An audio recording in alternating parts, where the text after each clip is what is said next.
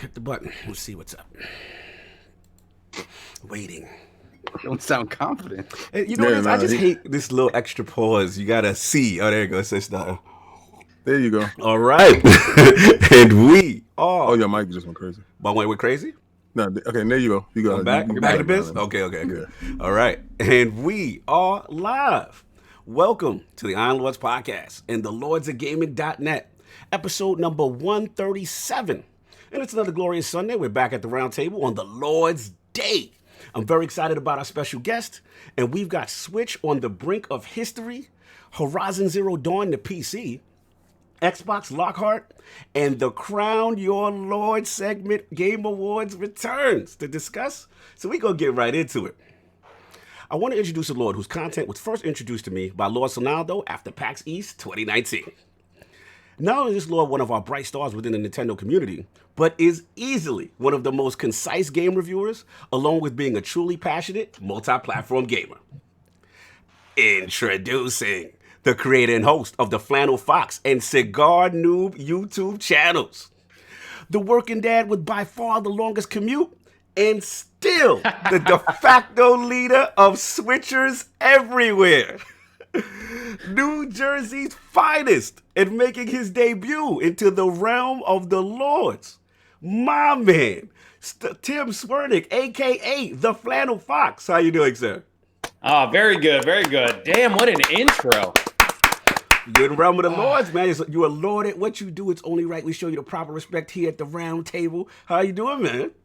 Very good. Ready to talk nerd, man. Ready to talk about Game of the Year, Switch making history, and killing dinosaur robots on PC, man. No doubt, man. What else been going on? What you been playing, man? It's been playing. So I actually just got to a point in The Witcher 3 where I think I'm ready to move on, but I've just been jamming The Witcher 3 on Switch. All right, now first, you got to call it by its correct name. So that is Switcher 3. There you go. Yeah, I was calling it Play-Doh 3. Oh, man, the slander. They go resolution slander us now, right now. I got to say, though, when I heard the Switcher, that's how I sign off on all my video game reviews. I'm like, see you next time, Switchers. And when I heard the first time, I was like, yo, can I get like copyright infringement going on right here? Like, what's happening? No, I was so hyped when they even rumored The Witcher possibly coming to the Nintendo Switch for a long time, and I was ready to take that graphic hit, which it definitely took. Yeah. But I never played, even though I bought The Witcher 3 on Xbox One and PC, I never played it on either one. I'm just one of those like, oh, I gotta buy a game today. I gotta do that thing. It was on sale. I'm gonna address that later too. What's that? Yes. But have you guys? I'm assuming one of you guys has played The Witcher. Of course. Yes. Oh yeah. Yeah. It got to a point. I'm like 50 hours in on the Switch. And I held off playing Gwent for a really long time because I'm like, I'm not even going down that rabbit hole. But then I started playing Gwent, and it's amazing. Oh, no. And but I just have so much gear now that I feel like I'm like so OP, and I haven't completed the story, but most of the missions that I go on now, I'm like, I'm just gonna it's not that hard anymore. So I just switched off and I just bought Ni no Kuni. Oh, nice. Ooh. Yeah, which is actually the kid's name is Oliver, and that's my son's name, and I love the little the British little elephant trunk dude that's with you that calls him. It's like, hello, Ollie boy. Like, yeah. How far did you make it in it? I made it pretty decent. I'm almost finished with it. Ni no Kuni? Yeah. I just downloaded it it Friday morning. So so I played it a little bit on my commute. Nice. But I had to finish The Irishman on the way home. So nice. That was actually a good movie. I actually enjoyed that. I try to stay away from those little mini card games because when I played Final Fantasy VIII and I was playing that little mini card game, I got obsessed with it more than the actual game itself. Oh, hell yeah. So I'm like, never again. Like, that's too funny, no doubt. So it's been a lot of gaming for you. That's good. You know what I mean? So we're going to get into the original four horsemen of gaming, those lords of the realm here at the round table. My co-host with the co-most, my brother from another mother, the difficult game conqueror, Lord of reviews, and the how of the young wolf. My man, Lord Addict. How you doing, sir? doing pretty good. Recovering from the the Pokemon-itis that I had. Yeah. A lot of Pokemon action. I know we had a lot of discussions this week, very strong discussions about Pokemon. It's an average game. Don't let these people tell you any different. Ooh, slander. Is that Pokemon slander? Are you serious or are you just being facetious? I'm serious, 100% serious. It seems that way. That's why I went with Nino Kuni. I literally almost bought Shield this week, and then I was like, I watched too many reviews, and I was like, it seems like people aren't pumped about it. I'll wait. I mean, but the sales dictate otherwise. That's why I'm confused with it, because the sales is off the charts with it. It's because it's Pokemon. Yeah, but there it is. It's back to the polarizing part. Sales is crazy. People are saying that it's good. Some people are saying it's average. So I'm thinking that the people that are real Pokemon heads are saying it's average at best, and the other guys is yelling out it's good because maybe that's their first Pokemon game or something like that. Well, you know what I really think it is everybody was so excited and like, all right, I think that Game Freak is going to do something Breath of, like what they wanted was the Breath of the Wild of Pokemon. Okay. And they're not going to get it. It's just another Pokemon game. So many people are let down by that. But it's like, I feel like Game Freak needed to either manage their expectations or people stop needing, like, we need to stop thinking that every game's going to be Breath of the Wild. Pokemon Sword and Shield is a shell compared to other Pokemon games. Hold on, shout out to Christy. Whoa. She said, don't be confused by the sales, King David. The sales are from the apologists. Oh man, some hardcore Pokemon slander. The sales are from people like me that said they're gonna stand their ground but end up buying the game anyway. So shout out, you did definitely do that. Shout out to Stitch early with switching the bushes emojis already. He already starting trouble. Wow, y'all crazy. Anyway, put that coming in hot. I see that coming in hot, y'all. Yo, they not gonna like me today. Then, I guess. No, so that's just been it, Addict. I know we played a little Destiny last night, but anything else you've been playing, sir? No, just pretty much Pokemon. Pokemon, no doubt. And of course, we have our most technical gaming lord, the solo gamer who lives for the single player selfish experience, and also the Sostradamus, Mr. Offline Profile Illuminati and Lord Patron of the Iron Bank, my man, Lord Sovereign. How you doing, sir? Chilling, man. What's going on, brothers? Good morning. Good morning. Good morning. I don't like how extra he sounds. Gotta be awake, man. This is what happens when you don't take night. 2 more weeks, he's finished, y'all. 2 more weeks, IOP goes back to 1 p.m. All that good morning stuff is gonna be over. I cannot wait. He said that today when he called me. He thought I was out cold. I really wasn't. But he was like, "Yo, 2 more weeks." I said, "Thank God." Killing me right now. The Lords will no longer bend the knee to NFL Sunday. Right? Folding my Sundays. That's right. Let's throw football in the bushes. So what's up, sir? What you been playing? What's Good, going on, man. I play a little more Luigi's Mansion on the Switch. I'm jealous. Obviously been away from home for a minute, so I play a little bit of that. Damn, that game is pretty. It's so pretty. And then I said I wasn't going to purchase any more games this year.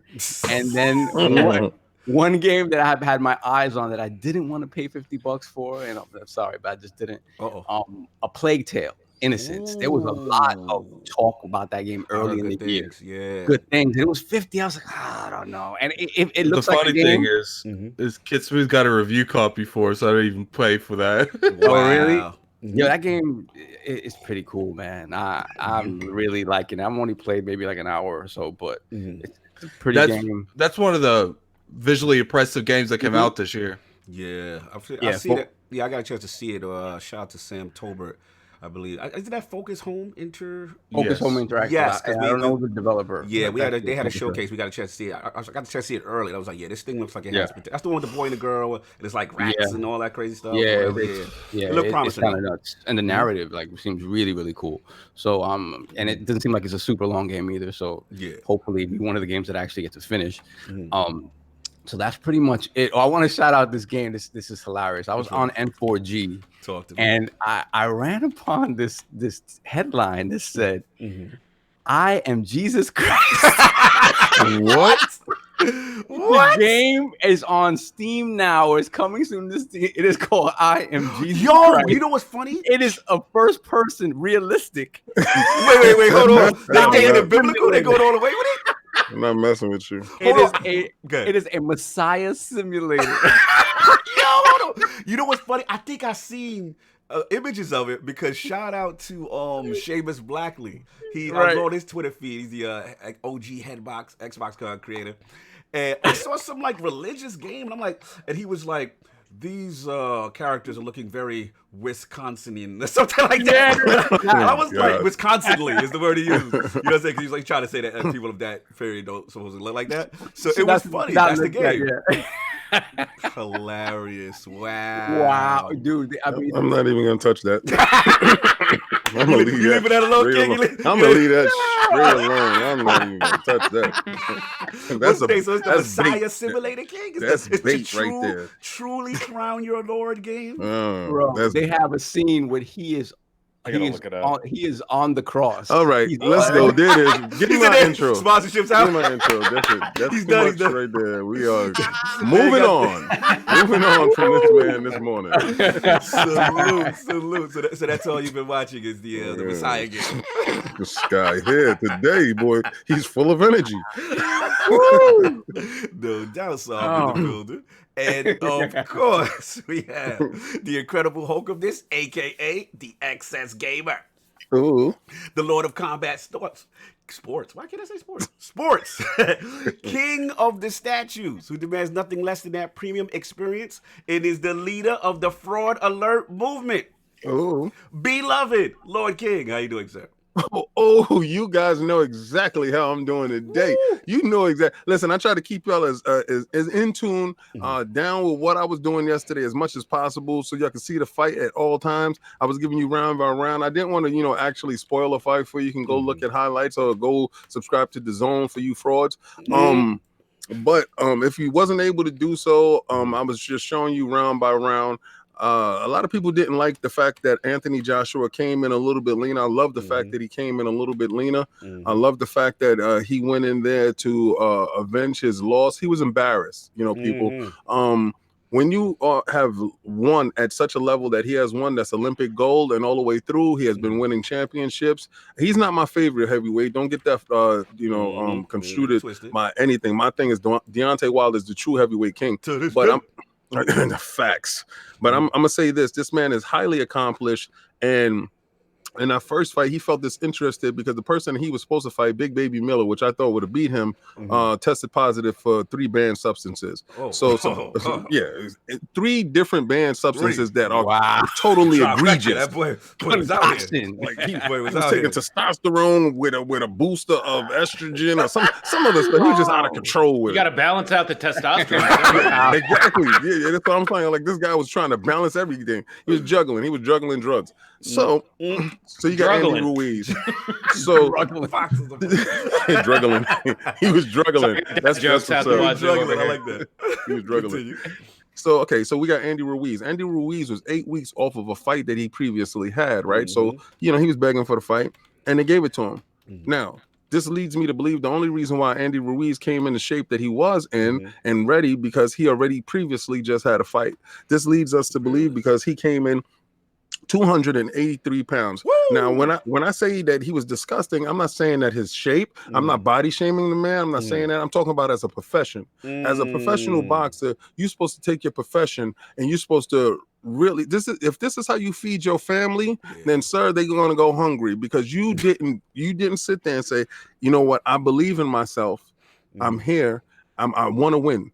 You came in a nasty, sloppy, overweight self, and it's not body shaming when I'm saying this. I'm saying it because he was supposed to come in 255. He came in 263 the first fight, come in 255. You know the other guy is training. You come in a little bit leaner. You give yourself a chance to win. So people don't call you a one-shot pony, pony like Buster Douglas. Buster Douglas ate his way out of the championship. He robbed us of good years. Right?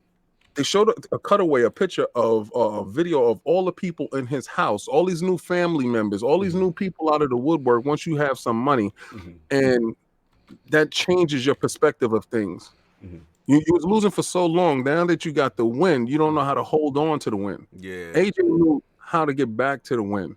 He doesn't like the taste of losing. You saw the guy didn't have a haircut. The guy had a scruffy beard. The guy, he was so. Signifies that. You know what it is? Because he didn't care about photo shoots. I feel that. He didn't care. You know how it is, Kyle. I feel that. I'm saying, King, can I interject for a second? Yes, go ahead. I did see a little bit, and I guess he stuck to the game plan. He kept it outside and all that. I just felt like, I don't know. I wasn't impressed. Like, no, he's not. What's it's not impressive. I wasn't impressed. Because here's the thing. It's like, right. They were showing the press conference, and like, they have him. And, I mean, he looks like the prototypical heavyweight, right? He looks like the dude who's supposed to be the heavyweight. Then they show Andy Ruiz. And somebody said he looked like a created character in a cutscene. I died. This is true, right? Okay. But Andy Ruiz is a fighter. He has all the skills to win, right? He has none of the discipline. Yes. What you saw with Joshua is you saw the discipline you're right. without the skills. Yes.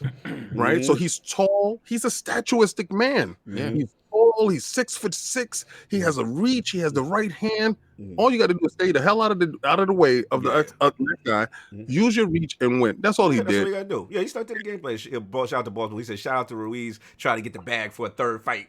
No, and I want to address that. I want to address the fact that you don't deserve a third fight. You don't deserve a third fight because your opportunity was there to shut the door on this man. Yeah. Every time he landed flush, Joshua did a little boogie woogie. Yeah. I always told you Joshua's chin is not the chin of a champion. Yes. And he was surviving off of his stature and off of matchmaking by Eddie Hearn. If any one of those two fight Deontay Wilder, he's going to crack their skull. Literally. They're going to the hospital at the end of the night, and that's going to happen. All right. So now that we passed that, I'm going to talk about something that happened recently this week on Twitter. Now, I'm going to talk to you about these guys that's right here in this room, right? These guys that's in this room with me virtually, my family. Now, this family extends to Channel 5. That's something totally different, but Iron Lords is an offshoot of Channel 5. This is the group. Channel 5 is the team. Now, we survive through love and respect. And what I've seen this week is I saw a lot of love, but I saw a lot of disrespect. Somebody said last week that I disrespected a young female by the name of PMS Jordan. Right. And I didn't. I called her a fraud. All right. Now, I didn't know her name. I didn't know under any circumstances. It was a topic that Cognito brought up. Correct. And I called her a fraud for wanting Microsoft to jump out the window and they didn't have VR.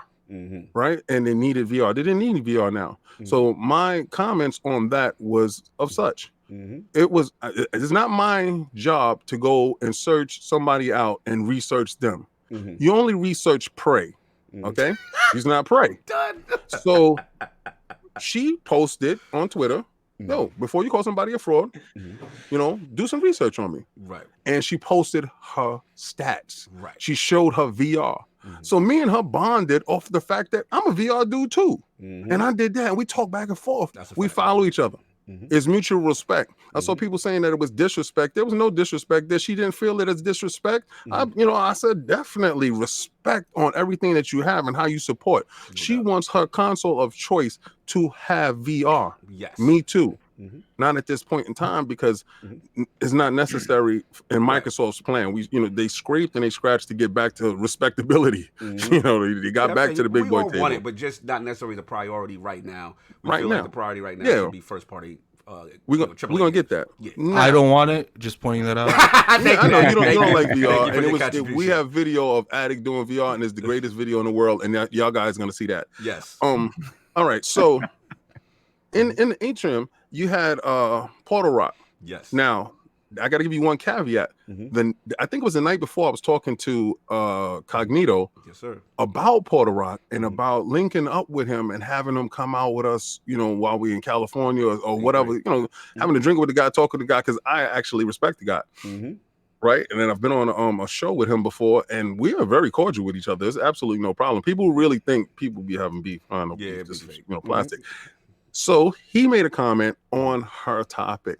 So me and him go at it on Twitter. Yes, y'all went at we it. go, but we went at it respectfully. If you look at any of the tweets, it's respect. And what Cognito had told me the night before, which I didn't know, is that he's a Marine. Now, let me tell you something. Anybody that gives service to our country has the utmost respect from me. Yes, sir. Anybody that puts his body, himself on the line, he is a hero to me. No doubt. Okay, so he's over there being a hero for everybody here. He's allowing you to play video games. This is the honest to God truth, because without our men in service and men and women in service, we do not live the lifestyle that we live. Respect. All right. So he knows that me and him have mutual respect for each other. Now, we were joking around. We jump online, right, to play. We were going to play Street Fighter. I haven't booted up my PlayStation in so long that I had a 50 gig download with Street Fighter. But he had one as well. So we in the chat room talking. Lo and behold, he's a dude from the Bronx. So like a lot of comments that he said, he was, from New York. We talking, New York. So we bonding in the room, we laughing, we joking, we're talking about all the frauds on Twitter, defending each one of us. And he said, he said, you know what? I never get any of this response the way that I'm getting it, when I beef with you. I said, you know why?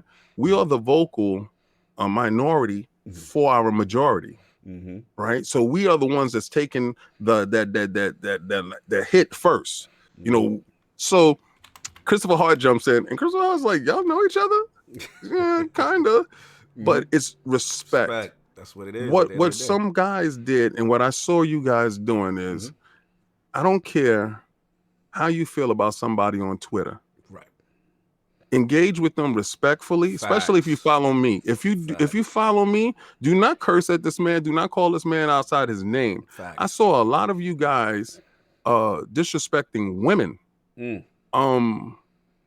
You treat those women the same way you treat your mother, your sister, whatever woman that's inside your life that you have a high regard for, you treat her in the same manner. Okay, if you cannot engage responsibly, just shut up and just tune out. I'm with that. Okay, I was going to jump in real quick. Go ahead. Yeah, I saw the banter that was going on back and forth. So shout out to Puerto Rico, y'all was going out. But at the end of the day, like I said, what most people don't know is the conversation you guys had in party chat. You know what I'm saying? And just bugging it out and building, and that's what it's about. So at the end of the day, here's the thing.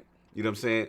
We're going to say things that people are going to disagree with. The Lords are not going to please everyone. There's going to be hot takes that we have that people are going to disagree with. But all we ask, and I think King is trying to eloquate, is that let's be respectful. Let's not call nobody out their name.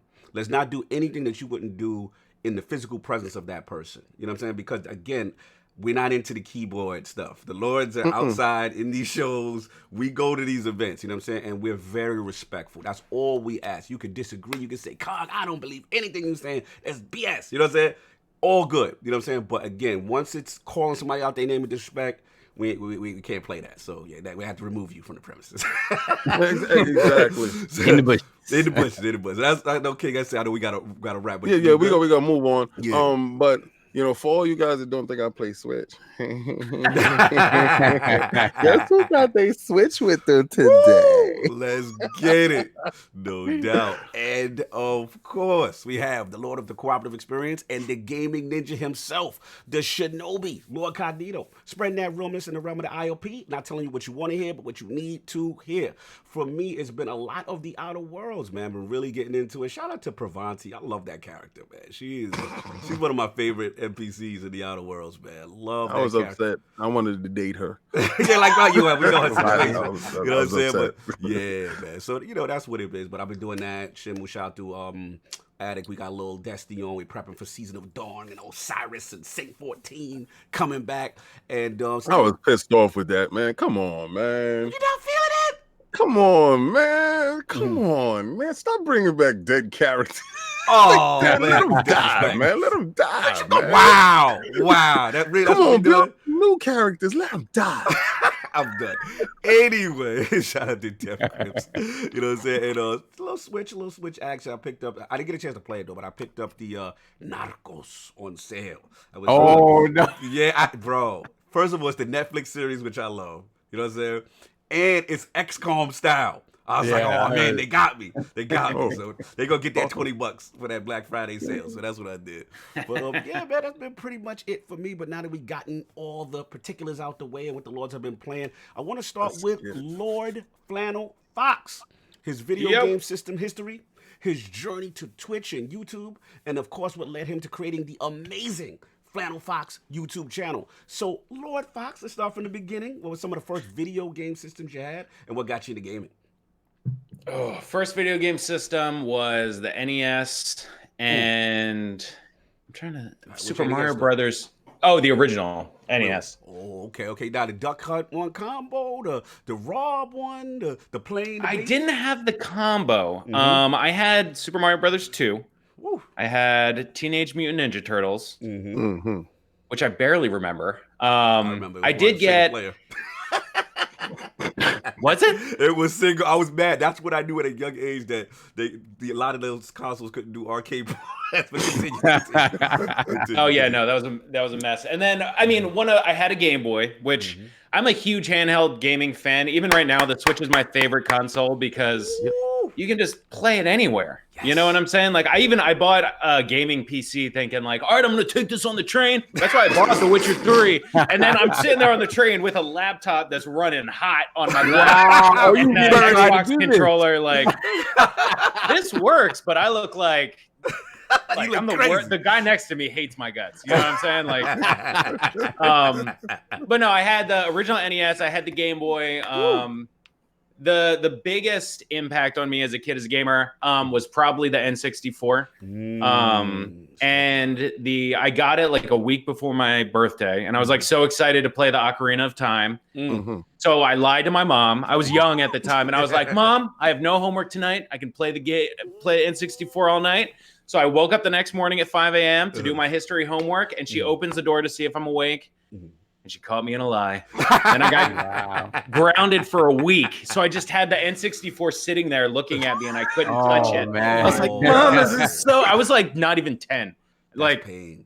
It was brutal. But then I woke up the morning of my birthday at like 3 a.m.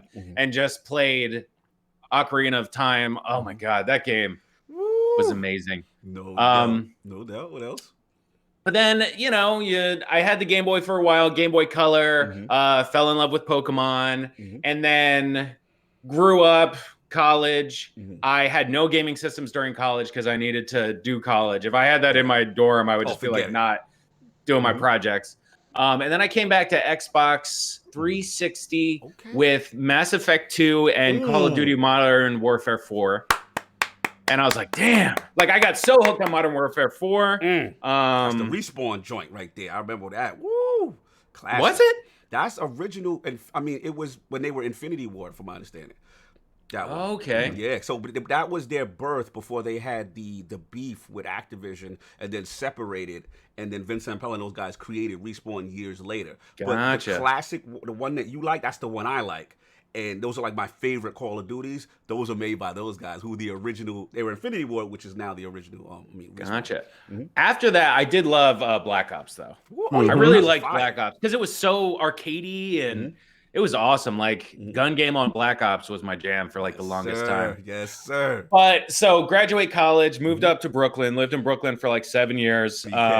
Just recently moved out of Brooklyn, but while I was there, I met my now wife, and we had a little dude. And just I was gaming on a Vita, but then Switch came out, little homie, little Ollie boy. That's the young gun. And but so like we're used to going out every night, and I'm just at home now every single night, and I'm like, man, I got to do something. Yeah. So I'm like, I'm reviewing games now. That is what I'm doing. I'm just like, that is my new life. So like every single night I was capturing game footage, playing on my subway ride to work, and using my douchey game show host voice as much as I possibly could. And then, the Switch, while I'm sure that you gentlemen know this, the YouTube community, as far as other creators, are really kind and amazing. Yes. The audience can be about as smooth as sandpaper sometimes, but that's one of those things that you They do it, man. You gotta do it. Hold on one second. I missed the super chat. Shout out to Deaf Singer, our savior, Saint 14. All hail the Titan Master Race. Yes, we understand. We get you. Bushes. No doubt. But all right, so I want to go back a second. So one thing you said that I really appreciate, and actually a lot of the guests that we have in the realm, is that you are a huge handheld fan, right? So I just want to focus on that for a second because I don't get that. I'm also a handheld fan, so I wanted to speak to you on that. Like, so you had Game Boy. Now, did you ever jump outside the Game Boy sphere, or was it you stuck in the Nintendo space when it came to handhelds? I had a Sega Nomad. Oh my God, I can't believe that I actually just remembered the name. Woo! Like, because I remember jamming the Sega Nomad when you put the Genesis games in there, and I had Sonic and Knuckles with the Sonic game on top. It's like sticking out monstrosity like in my hands. Yes. What? Yes. Way too many buttons. You don't need all those buttons for Sonic. Yo, the Nomad. Yeah, the Nomad was fire, man. You had the 6-button. It was a portable Genesis thing. I'm mad that it didn't do well, Saul. Shout out to the batteries. On the go. Shout out to the batteries that your family had purchased to support your habit. Yes. Yes. That is a fact. And I actually, I don't know why it gets hated on so much. The PS Vita to me holds such a special spot in my heart. The screen is beautiful. Yes, the joysticks are too small. By the way, I mean, right here. You played stays close to me. Hell yes. Killzone Mercenaries on the PS Vita. Oh, best first-person shooter. It's such a badass game. I played through it like 6 times on the Vita. I remember. Yeah, and then what I like. I feel. I don't have my Switch with me. It's downstairs. I feel like. I feel like you're missing something, right? I feel like I'm like, where's my child?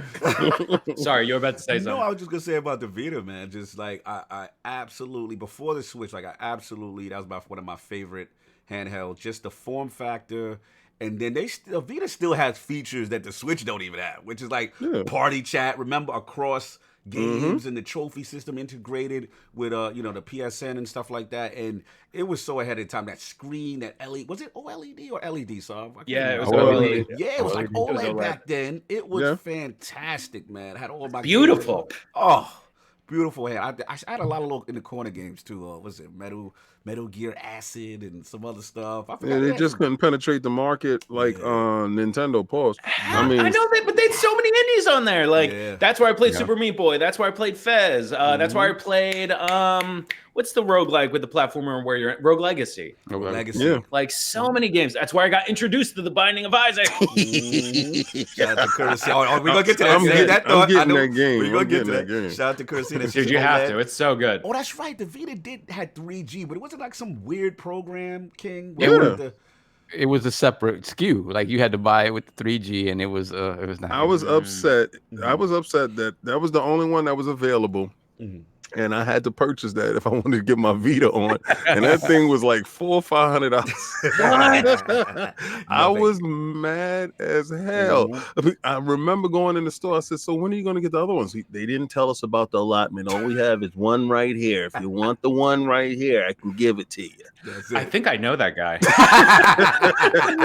I was mad. He also works at my game. Yeah, right. Yeah, you know what it is, Fox? The thing that killed it for me too is they had too much proprietary things, right? They have like proprietary memory card and there's all these things to try to force you to pay extra ridiculous. And nickel dime you into the ecosystem. You know what I'm saying? But yeah, they got me with that a little bit ago because I was like, oh, it's my little cousin's 10th birthday. I'm going to just pick him up a Vita. It'll be nothing. And then I got the Vita and then I needed the memory card and all the stuff. And I was like, it was like, even used with some games, it was like over $250. Yeah, I spent $700 that day. Yeah, I ain't gonna know. Listen, okay, the system itself was like $5, right? Is this the one that's the? Because I got 2 of them. Actually, I got 3 of them, but I don't think this is the 3G one. I think the other one's upstairs because it has some. It looked better. At least it looked better. But after I got that. The memory card, when they hit me in the head with the memory card, and then they hit me in the head with the games. So, and I had to get the case because this thing costs so much money. You don't want to drop it on the floor. You need the case. The case, $700. Yeah, man. Hold on, shout out to Lord Dirty D82, $5 super chat. Another Sunday with the Lords. minus 32 degrees Fahrenheit here in the Great White North. My 17-month-old girl loves you guys as well. Peace. Salute, Lord D. Wow. Minus 32. I don't want to know about that life up there, man. That's brutal. Yes. You are the king of the North, sir. You are the king of the North, sir. King of the North. We bend the knee. Watch out for the White Walkers, sir. He's in White Walker territory. He's with the Wildlings right now. All right, that's enough. Salute. But back to my boy Fox, man. Yeah, so you had that video, was one of your favorites, and then obviously we know you had to eventually transition into that Switch. So let's just talk about that a little bit. Oh man, I was so excited. It was when my little homie was like 3 or 4 months old that January, where they had that direct, and I woke up I stayed up to watch the direct, and then he woke up at like 2 a.m. and I was like, well, I'm pre-ordering this right now. It was like in January, as soon as they announced them, so I pre-ordered that and Breath of the Wild. And I'm trying to think what else I got. Snake Pass. Remember that game? Oh, Snake Pass. Shout out to Eggman's in the chat. Snake Pass. He loves Snake Pass. I was like, this is like, what's the goal? It's like just to move around. You know, you got to move here also. We talked about that game. I'm not a collectathon fan in my games. I need more of objective-based stuff, but I did like fall back in love with JRPGs with the Switch, where I kind of like really wasn't into them for the longest time. Like I love Pokemon, but then I tried this was still like early in the Switch's life, where I was like, why are they not bringing more games to Switch? Yeah. And I tried the Disgaea 5 demo, and I was like, ooh, this is great. Yeah. So and the fact that and all demos need to do this, your progress carries over. So I played the demo for like 3 hours, and then I was like, and this carries over? I was like, I get to play this on the train tomorrow. This is sweet. Fire, and it was just so weird to No, just real quick. I just want to, because Eggman is loving you right now, because he is a Snake Pass fanboy, and he said it's the true spiritual successor to Banjo-Kazooie. He is all about Snake Pass, so he's loving you. Really? Yeah. Don't pay. He is like, don't pay him anymore. He's out of his mind. Out of his mind, but he love that game. Continue. You were saying the sky. You would transition out. I interrupted you. Continue, sir. No, it's fine. I got to lean into. I was like, I never kind of had a opinion on anime, and then I was just like, I'm leaning into it, and I'm just like, since then, I've just been like, any JRPG I could get my hands on or turn-based games. I was like, I love turn-based games. They're fantastic, and the tactical turn-based RPGs like Into the Breach. Oh my god, love that game. But true spiritual successor to Banjo-Kazooie, how can they say it's not ukulele? And who did that for you?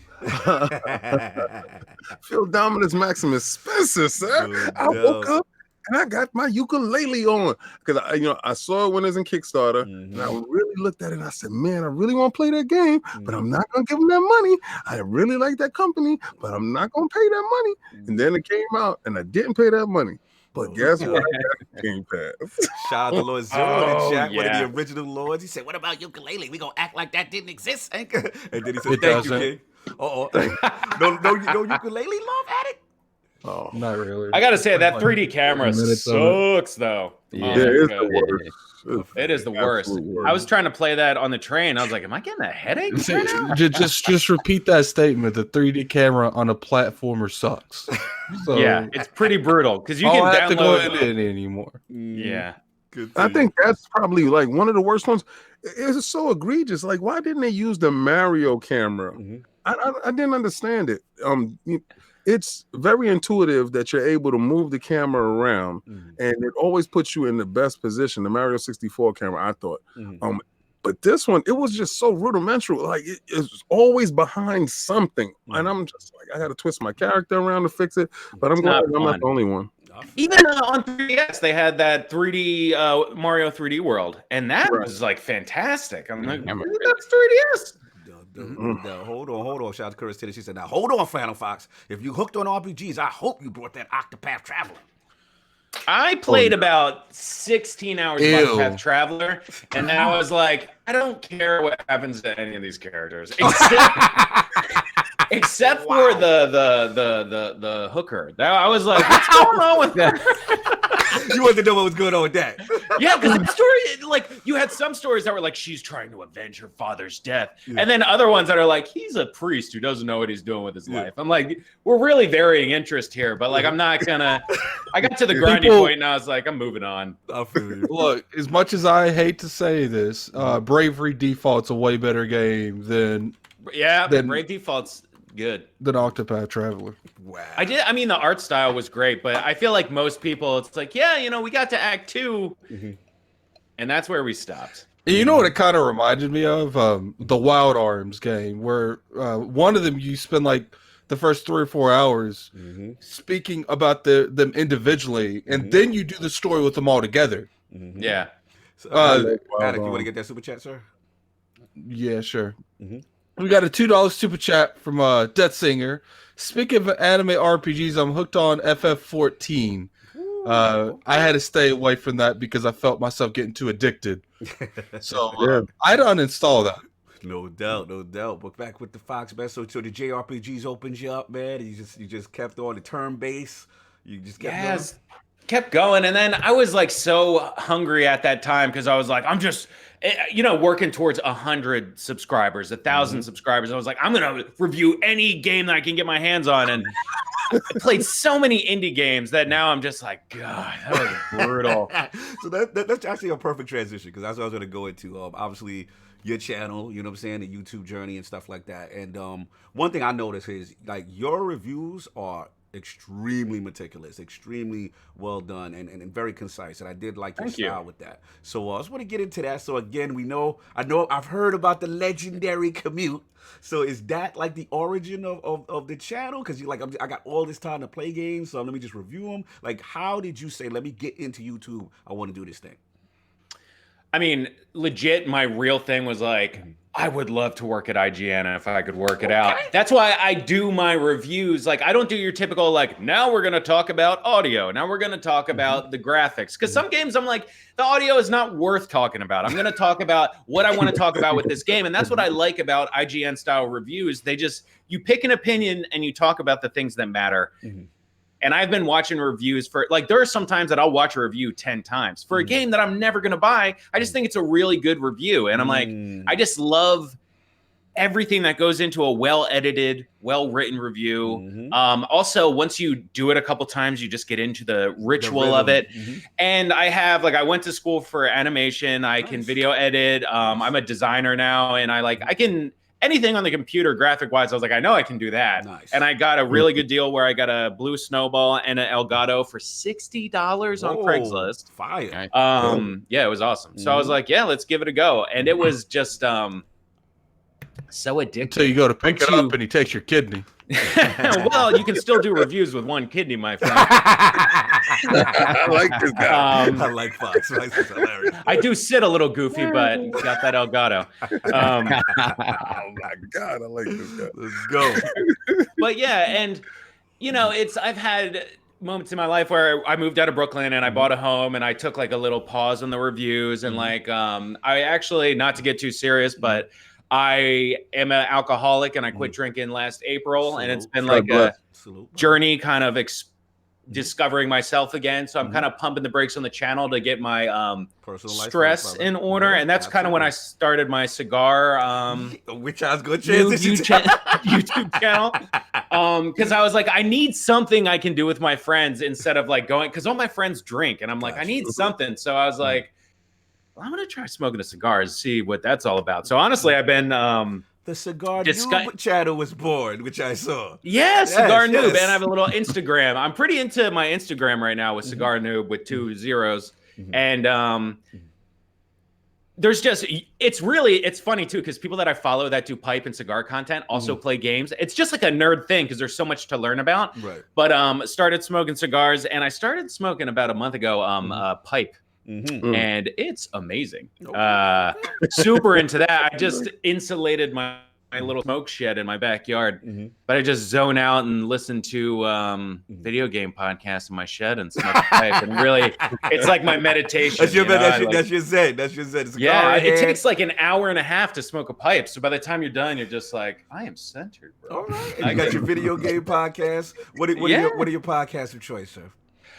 I love Game Scoop. Scoop. I loved the first video game podcast that I ever listened to was The Vault IGN by Jared Petty. It was the Fallout podcast. And I loved it. I actually will still go back sometimes and listen to those episodes. Jared Petty's an interesting character. And then the one that I got to from there, and, you know, Nintendo voice chat, gotta keep up on my stuff like that. And then I got I've been deep diving on a pipe podcast. I'm a huge Greg Miller fan too, but I will go like a month or two on of Kind of Funny Games Daily and then a month or two off. Okay. Because you just feel like you need a break, and then I get back into it. I'm like, all right, Greg, tell me what's going on every day. No doubt, no doubt. That's what's up, man. Cool journey with the channel and all that stuff. So just for the record, because I know, like I said, you said you're taking a break on a personal side from reviews. Will the reviews ever come back, or right now you're kind of just filling things out until life gets in order? Oh, they'll come back. I'm working on a review right now. Oh, my man, that's what I'm talking about. What I'm gonna do is just like, I need to sort of put it at my own pace, and I'm only gonna review games that I actually want to play, not based on what codes I get, which is like things like that. And like, for example, me moving slow right now, I have recorded so much footage of The Legend of Bumbo, so I'm definitely gonna do a review on that game. And then I'm just waiting to, you know, get back into the summertime's always kind of slow on Switch, honestly. No doubt. But just waiting to get back into it. Maybe after the holiday season when it gets too cold to do anything else. Salute. That's what's up, man. True. Hopefully it doesn't get to -32. Yeah, you won't be where Dirty D's at. Yeah, Mance Raider over there. Mance Raider. No doubt. So salute on the journey and the spin-off channel. You know what I'm saying? Definitely appreciate the content. Again, salute to Lord Flannel for introducing me to your content, because that was really, really cool. So also, I know you hit the shows. Will you be doing that again as well? Hitting up the shows? Yo. All right. So I just looked up his Legend of Bumbo, because this is the third time he brought it up, right? And it's okay. So Stream gives it a 9 out of 10, 72% from PC Gamer. But I'm looking at the pictures of Legend of Bumbo. There's a lot of pee and poop. That's exactly what I was gonna say, sir. I was just sounds like Death Stranding. Is that a Strand game? I'm going to there's no genitalia. Okay. While there is a lot of pee and poop, there's no genitalia. I'm gonna start listening to your recommendations, because I need to get that Isaac, and this pee and poop game look like it definitely got to get checked out. So in the game, the poop is it blocks you. So if you set poop up in front of you and the enemy attacks, poop blocks you, and pee gives you an extra move. I am done. So boom. And on that note, we're gonna ask I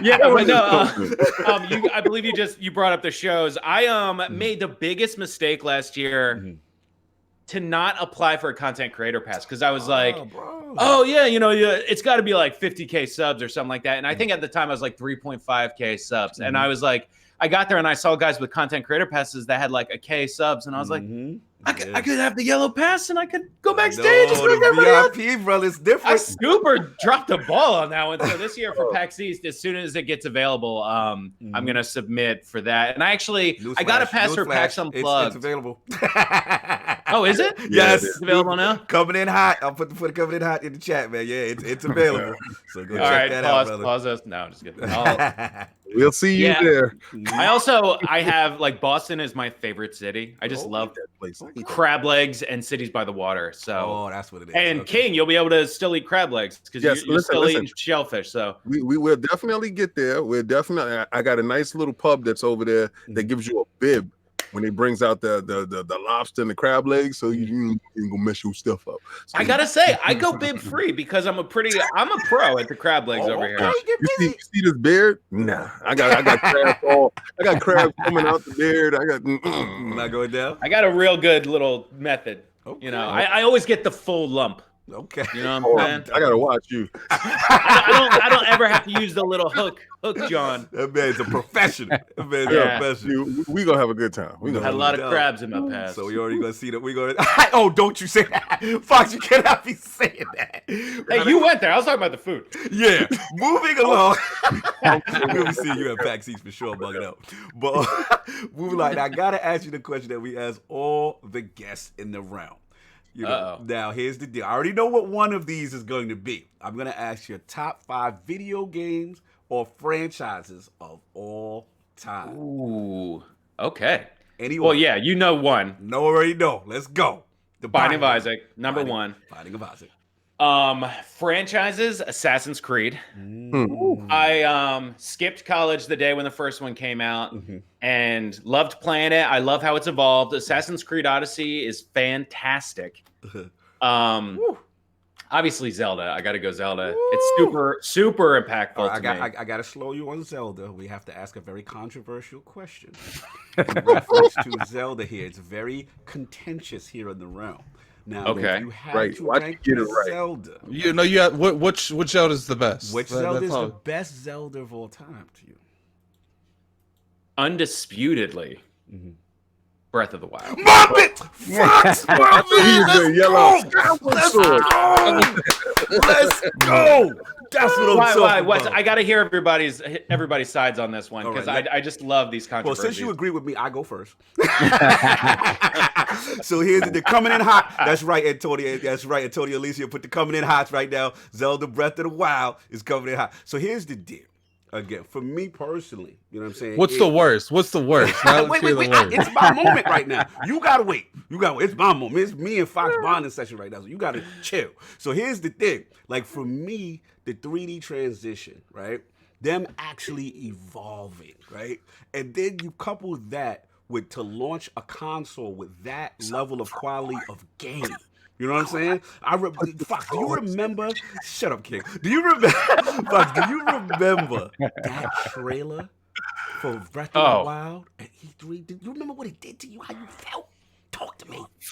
I gotta say, the strongest thing for me for that game was not the E3 trailer. It was the review by Jose Otero from IGN. Salute, Jose. That's a Bronx brother right there. Salute. Oh, yeah? Is it from BX? Yeah, he's from the BX. That's my bro. Yo, I'm a big pun fan too, man. Yeah, man. Big pun in the building. Let's go. Yeah. Dead in the middle, little did he know that the middle man who didn't do diddly. Bars! Those was bars. Okay, Fox. I see you. I see what's going on. Continue. No, but yeah, I remember just like that. It was a morning at work, which I should have been working, but I was like watching that review because it came out. And I like later that day, my Switch was getting delivered. So I was just watching the review for like Breath of the Wild. And you know, that tingly sensation that you get in your brain when you watch something that's just so amazing that you're like, oh my God. Yes. I got to ask King a question. Why are you putting fraud alerts in the chat? I'm putting fraud in there for Cognito. Man, because you know why? He's a fraud. He didn't play no other Zelda but that Breath of the Wild. No, that's not true. Okay, did you beat Breath of the Wild, King? Yeah. What you talking about? Stop that. I got my master sword. Let's not do that. Let's not do that. You know, getting the Master Sword is beating the game. I beat it and got the Master Sword. I'm just saying I did that extra. I gotta say, neither here nor there if he beat it or not. Is the fact that he did put in the time to play it because he was definitely, playing it all the time. That's his best Zelda. It doesn't matter if he beat it or not. It's just the fact of the matter he's a fraud.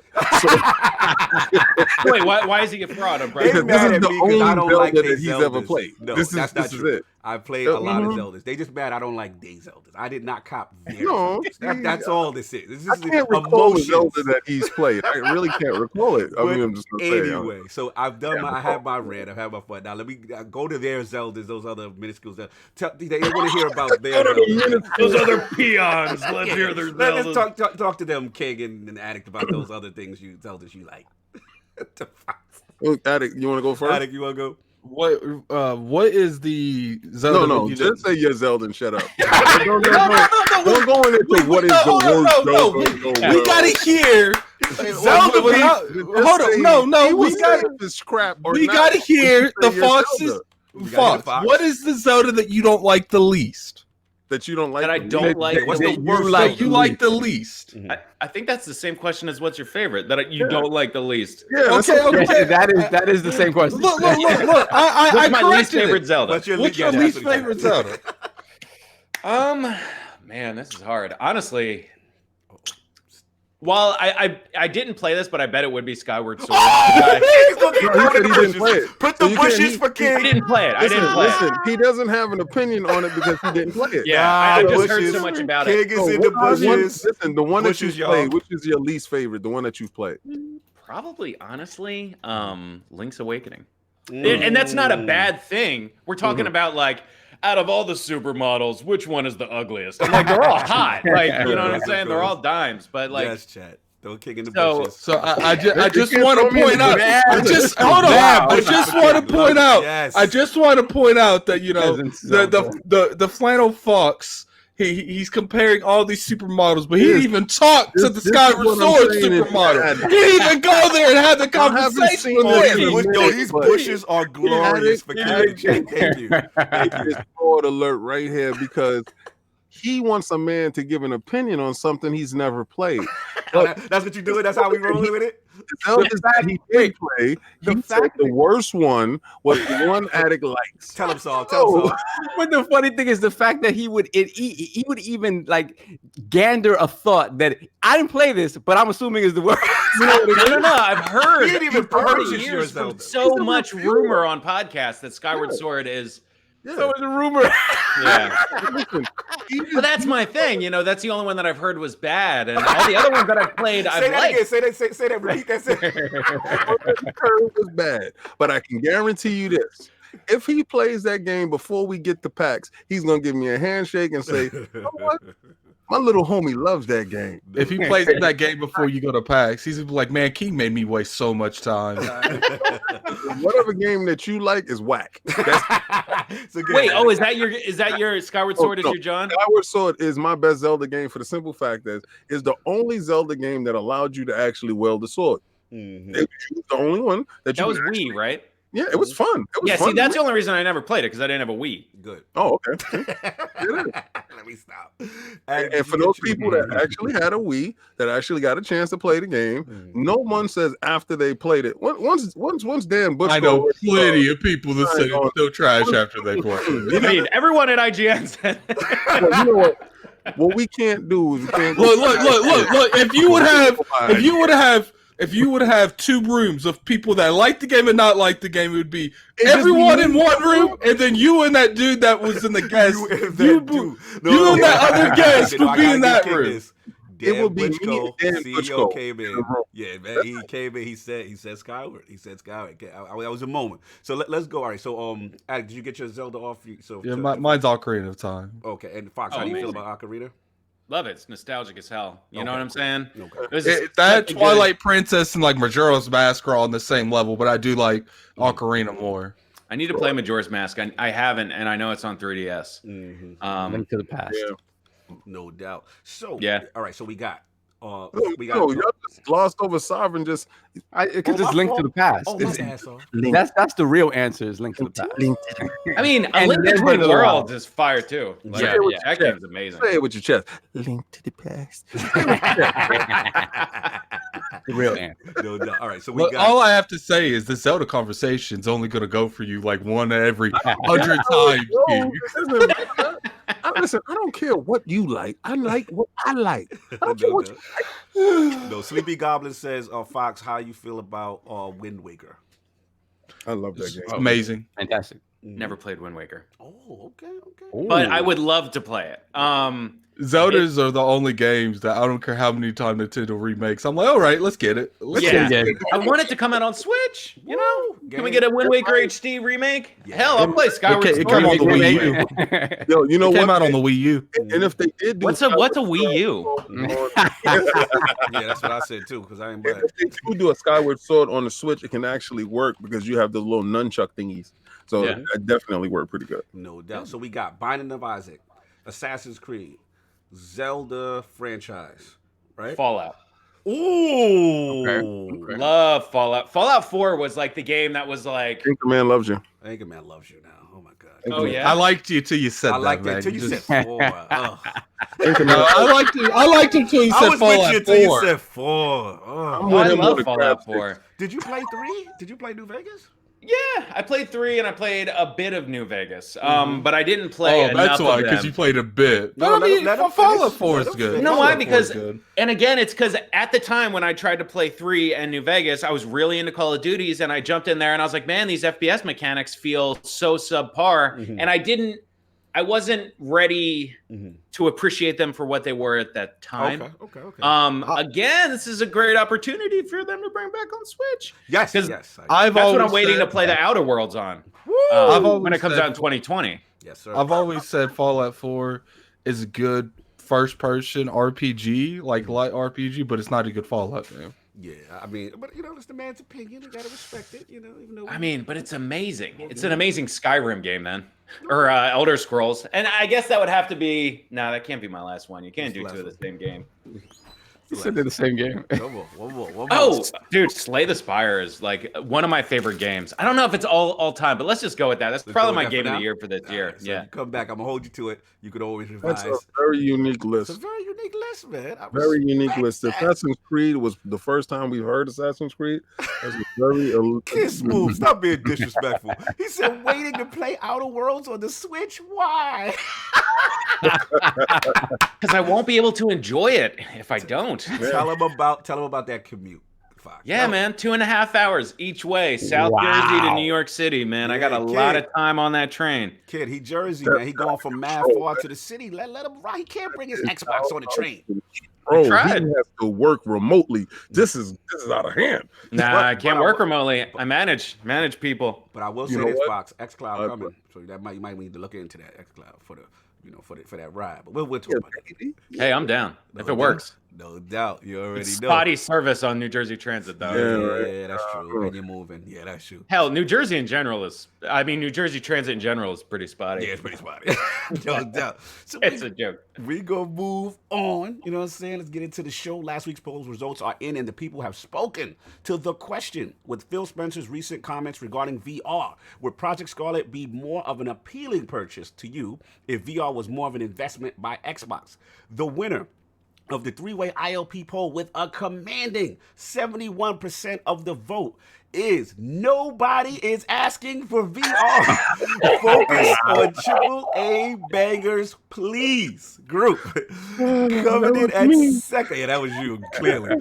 Coming in at second place with only 17% of the vote was the yes. Provide your base options. Don't backtrack on VR. And in last place at only 8% was I don't care. The real player in these VR streets is Nintendo Labo VR. Shout out to all of those who voted in the poll. Lord King, is this your victory lap, sir? Would you like to comment on this? I just want to say I have been vindicated. I just want to say nobody is screaming VR now. I want everybody to understand. Like, during this whole week, I got a chance to see everybody's collection. That was a beautiful thing for people to show their fandom. I low-key think I've seen more on Labo than I have VR, like on the real. Like, out of control. But what I do understand is where you game and why you game there, right? And them AAA bangers is exactly what we are needing and wanting. There's a fan base that is craving that, and I'm pretty sure that Phil Dominus Maximus Spencer heard the cries of VR now, but he also heard the cries of AAA bangers louder. So he's gonna feed the hungriest babies first, and then he's gonna get down to feeding those little VR babies later. Okay. So. All right, so we're going to move on into these topics. Got a lot of juicy ones to discuss. So I'm up first, but men lie, women lie, but the numbers do not lie. Switch is in the building, y'all. Shout out to Stitch. He's like, we're still talking about Switch. Yes, we are. Yes, we are, damn it. So shout out to Matt Piscatella, friend of the realm, of the NPD group who we've had in the realm before. And he basically put out a tweet. He said, look, based on the Switch's Black Friday performance, he said they pushed 830K Switch units sold that last week, so this could push the Switch to breaking the all-time November sales record for hardware.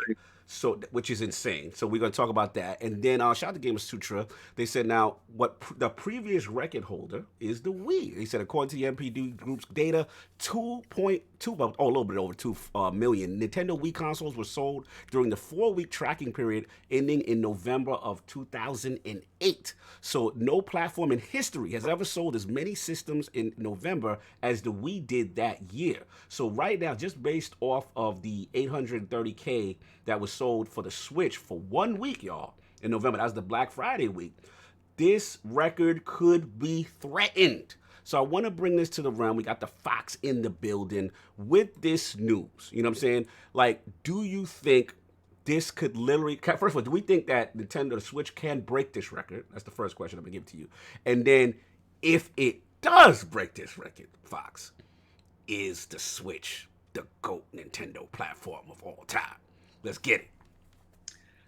I hope that it does break the record, because I think proving that handheld, I think it's good for handheld gamers. I think, again, I would also, and this is a little bit of a digression, but it's in this world. I would love to see another PS Vita.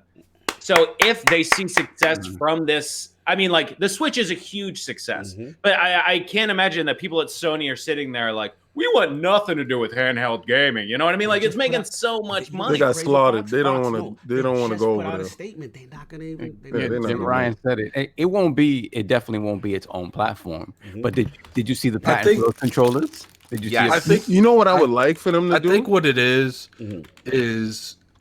handheld successful for Nintendo, but handhelds are not successful for Sony. But I think Sony can actually do one, right? If y'all listen to me, Sony, listen to me. What I want y'all to do is I want y'all to scrap your PlayStation 5 ideas, right? Scrap it, right?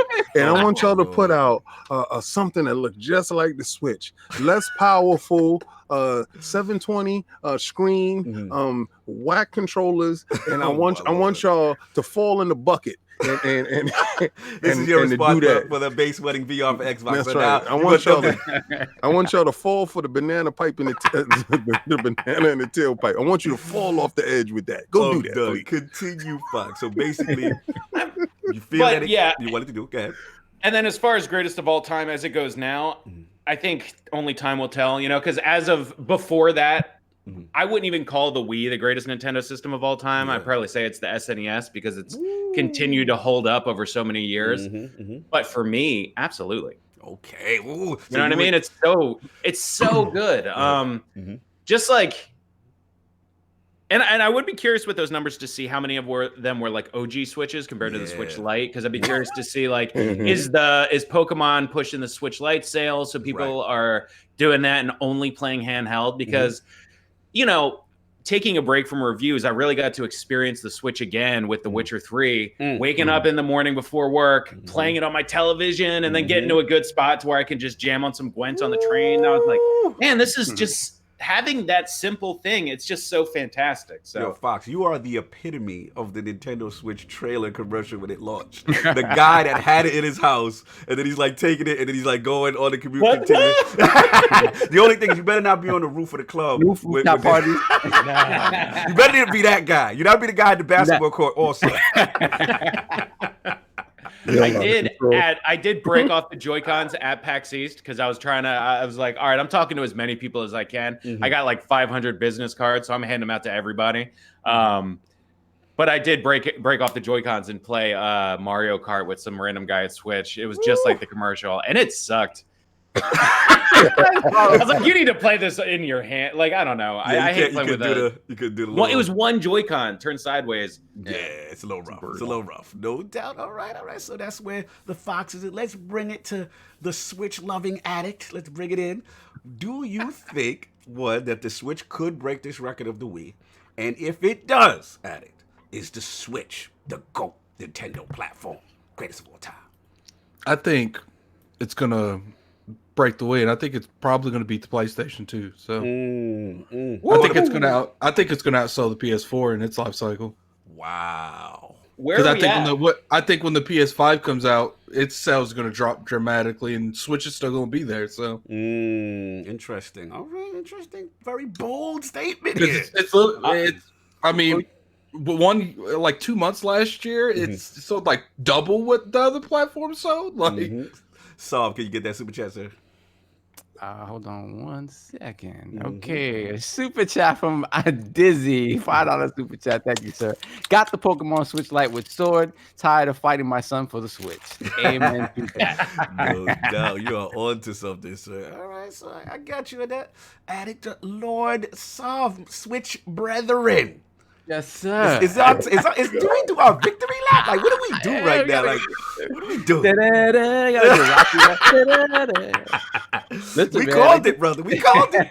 We did. I mean, it's funny because when you talk about why those numbers are so high, I think it's the two SKUs. I think the light really, it's almost there at that sort of like impulse buy price point. Just a little bit. We're gonna have to start looking at Nintendo's commercials if they're doing some type of mind trancing to people. If they're doing Disney. If they're doing some type of hypnosis on these people, because this is out of control. Those things. I mean, again, once they gave you a $200 price point on that, and I still think 200 was a little high. Yeah. But if you get that impulse buy 150, which will be there at some point, probably next year sometime. Next year, totally. Yeah. It's just they're just gonna keep selling like hotcakes, and that's when my son will get one. Exactly. And that's what they're banking at. They're banking on they're putting them at the checkout counter as you're walking out. Like grab it, like grab some gum, grab a Switch. Like, you know what I mean? Like these guys are out here with the fraudery, bro. You know it's true. You know it's true. No, you know what I do know? I know this though. I know when I went to go pick up my son's Xbox One, and I'm at Best Buy. You know, I pay for it overnight, so I'm coming in. They have all the online orders at Best Buy, right? Then you're on the line. And I look and I counted. I said, I was gonna take a picture. I said, but that's a little bit too much. But I counted. There were 7 PlayStations, 4s there. I don't know, various degrees of probably a Pro or whatever. And it was 7 Xboxes there. There was 1 VR headset there and like a couple of Elite controllers, right? And then there was like 30 to 40 Nintendo Switches. And I said, my God, these guys are killing Black Friday. Now, here's the only caveat in that whole conversation is they were not on sale. I was just about to say that. You literally stole my next point. That's the crazy. Everybody else had a Black Friday sale. These guys are selling at full price, and people are walking out the store like they got a deal. The best you're getting is the $25 gift card, right? And then a lot of those are still that old SKU with the whack battery. Yeah, didn't they bundle some of them with Mario Kart? Yeah, and well, that's the old one with Mario Kart, not the new one. That exactly solved. Like the thing about it, Solid Fox, is that they're low key getting rid of the older SKU that doesn't have the extended battery life. Like that's the funny part. It's literally almost like a removal, emptying of stock. It's amazing. Stock, and it's the same deal you had last year. That's it. Yeah, that's Nintendo style. They will definitely listen. You can go buy a Wii U right now, brand new box, $500. No deals. You just either cop or go. That's it. Either buy or leave. People love those first parties, man. Yeah, they'll still pay full price for these games. It's crazy. No doubt. So solve, man. So here's the deal. If it breaks the record, 830K for 1 week, you know what I'm saying? We got the whole month to round up the numbers to see if they can beat the 2 milli. Rock. Shout out to Boss Move. See if they milli rock. So if they do it, is it the GOAT? I mean, I think sales wise, yeah, but GOAT. What's your GOAT Nintendo platform? It's the SNES, man. Ooh. It's just the SNES. I mean, just maybe it's nostalgia, but it is. I feel like it's the SNES. Mine's the N64. Interesting. I don't know why, man. That's where Super Smash Brothers originated for me. Pokemon, for a player tap joint. Okay. Now here's the thing. It's funny. None of you guys mentioned the actual record holder, which is the Wii. Like where are we at with the Wii? Like it was the Wii was hot garbage. So see, that's why you don't respect his opinion on Skyward Sword. That's one of the reasons he talked garbage, because that hot garbage was on it. And the world begs to differ. Garbage goes hand in hand, man. Garbage goes hand in hand. The world does beg to differ, though, Addict. I hear that, though, Addict. I hear that. We're going to have to give you the name, though, brother. I hear that. No. Sorry, I got some king, man. Where you at? Is it the GOAT? If it does this. It might be. It might be. This might be the one that knocks everybody out, because we're still in the middle of the life cycle. Be honest with you, I really think it's just started hitting its stride, to be honest with you. So that's why I said that there's a good chance that it outsells the PlayStation, because this is sales without a sell. Like, imagine when the PS5 and the next Xbox drops. They're going to try to compete to that to a point. So my question is, right, when does Nintendo see, because they don't even feel they have to compete. Yeah. To come to Black Friday, which is probably, they turned it into one of the biggest shopping days of the year, right? To come to Black Friday and you steadfastly say, I'm not lowering my price for no one. Either you buy or you leave. And they're still selling in record numbers, means that they're justified in their stance and they don't have to budge for no one. So you can drop those new systems all you want. They're still not going to be cheaper than a Switch at the current price. Right. So I just looked up an interesting little stat, because when I was hearing you talk about, like, King, I believe you said it, like, it's still in the middle of its life cycle or just hitting its stride. I was like, you know what? When did the original 3DS drop? Because that, until they're still dropping 2011, it came out, and that's 8 years. The 3DS selling like fire, and it's nowhere close to as good as the Switch. So I have to, even Addict, I believe, said, like, gonna beat out the PS2, like. Maybe if they can take like an 8-year life cycle, because like the 2DS is still hot now. It's still moving. It's definitely. I guess the question, I throw it back to you, Fox, is do you think now? Obviously, we've had this. Like, I've heard the counter argument where people say, look, people already have an Xbox and PlayStation, and they feel that the Switch is the default secondary console. Now, my question to you, Fox, is now 2020. We know the next generation consoles are coming. This Project Scarlet, the PS5. Do you think at launch of those consoles, that's when the momentum finally slows down, or absolutely not? Because that's when Breath of the Wild 2 is going to come out, man. Next holiday, and everybody's going to be like, "Whoa, there's another Zelda." Even guys that don't give a stuffing about video games. No. And honestly, I have a gaming PC, I have a PS4, I have an Xbox One. I don't give a damn about teraflops. I already have a PC. Who's going to get a PS5? Like, I can't play that on the train.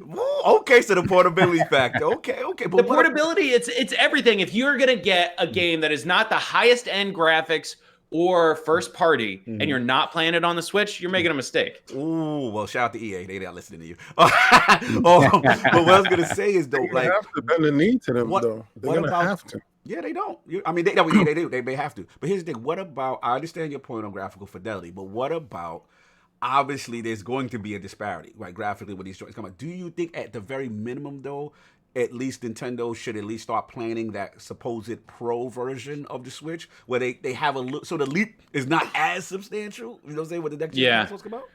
I mean, I would love if they did. I'd buy the Pro day one, but then you got to look at. You don't think it's necessary? I don't think so. I think, honestly. I mean, look at the difference now. I mean, they have Witcher, right? You get 540 people still eating that up. I mean, it ain't gonna matter. But they managed to get it on there. I don't think that's true. It looks terrible. Moving forward, I don't think that's managing to get it on there isn't even an option later on. I don't think. I don't even think they attempt the new games. I think they go the whole Wii route and start doing a whole bunch of independent different games that show their strength and their strength alone that you can only get on this platform. See, now they're giving you these other AAA games that everybody played in some space, right? and they finally found out how to make it work on their platform. Right. Now that you got the switcher on, Mm-hmm. on their platform, Mm-hmm. some people only way of consumption was through the Switch, Mm-hmm. so they never get a chance to see the higher fidelities, and they don't care. Mm-hmm. And if you look at it from sales standpoint, Pokemon looks like it's about to outsell all its competition. So I mean, every game they've sold has been selling extremely well. I feel that. No, this is good stuff, man. I mean, I'm just very interested to see. Like I said, they're on the precipice of possible history. I was shocked, to be honest. They had that kind of a Black Friday with no sales, with no like that. You're lying. You're lying. He's absolutely lying. Him and Sovereign sits in the house with their little crystal balls, and they sit there and they say, "Now we have them." Constantly. And every month we have to listen to you. Listen, I'm bending the knee. I don't care what you're saying. I'm bending the knee. I knew it was going to sell well, but honestly, when I saw that PlayStation package with the 3 games, I said, "Wow, okay, I don't know about this." It's because of Pokemon. No, there you go. It's Pokemon and the Switch Lite. Yeah, Addict told you. I don't know, way back when they announced the Pokemon, that month, that whenever that Pokemon comes out, Nintendo is going to murder the competition. He said it. And then y'all was like, yeah, that's the one I'm going to get that nobody got. But hold on, I got it. Oh, you got it. Okay, so it was Cognito the fraud. But the fact that Addict already predicted, he told you what was going to happen. And then I'm seeing like the sales, because people's talking about this thing is I'm willing to bet if you go back and look in history, there's been very few times Pokemon hasn't won the NPD and the corrective platform it was on. Right. Hold on one second, Brad, for the chat. He talking mess to me right now. So basically, shout out to Stitch. He's not in color?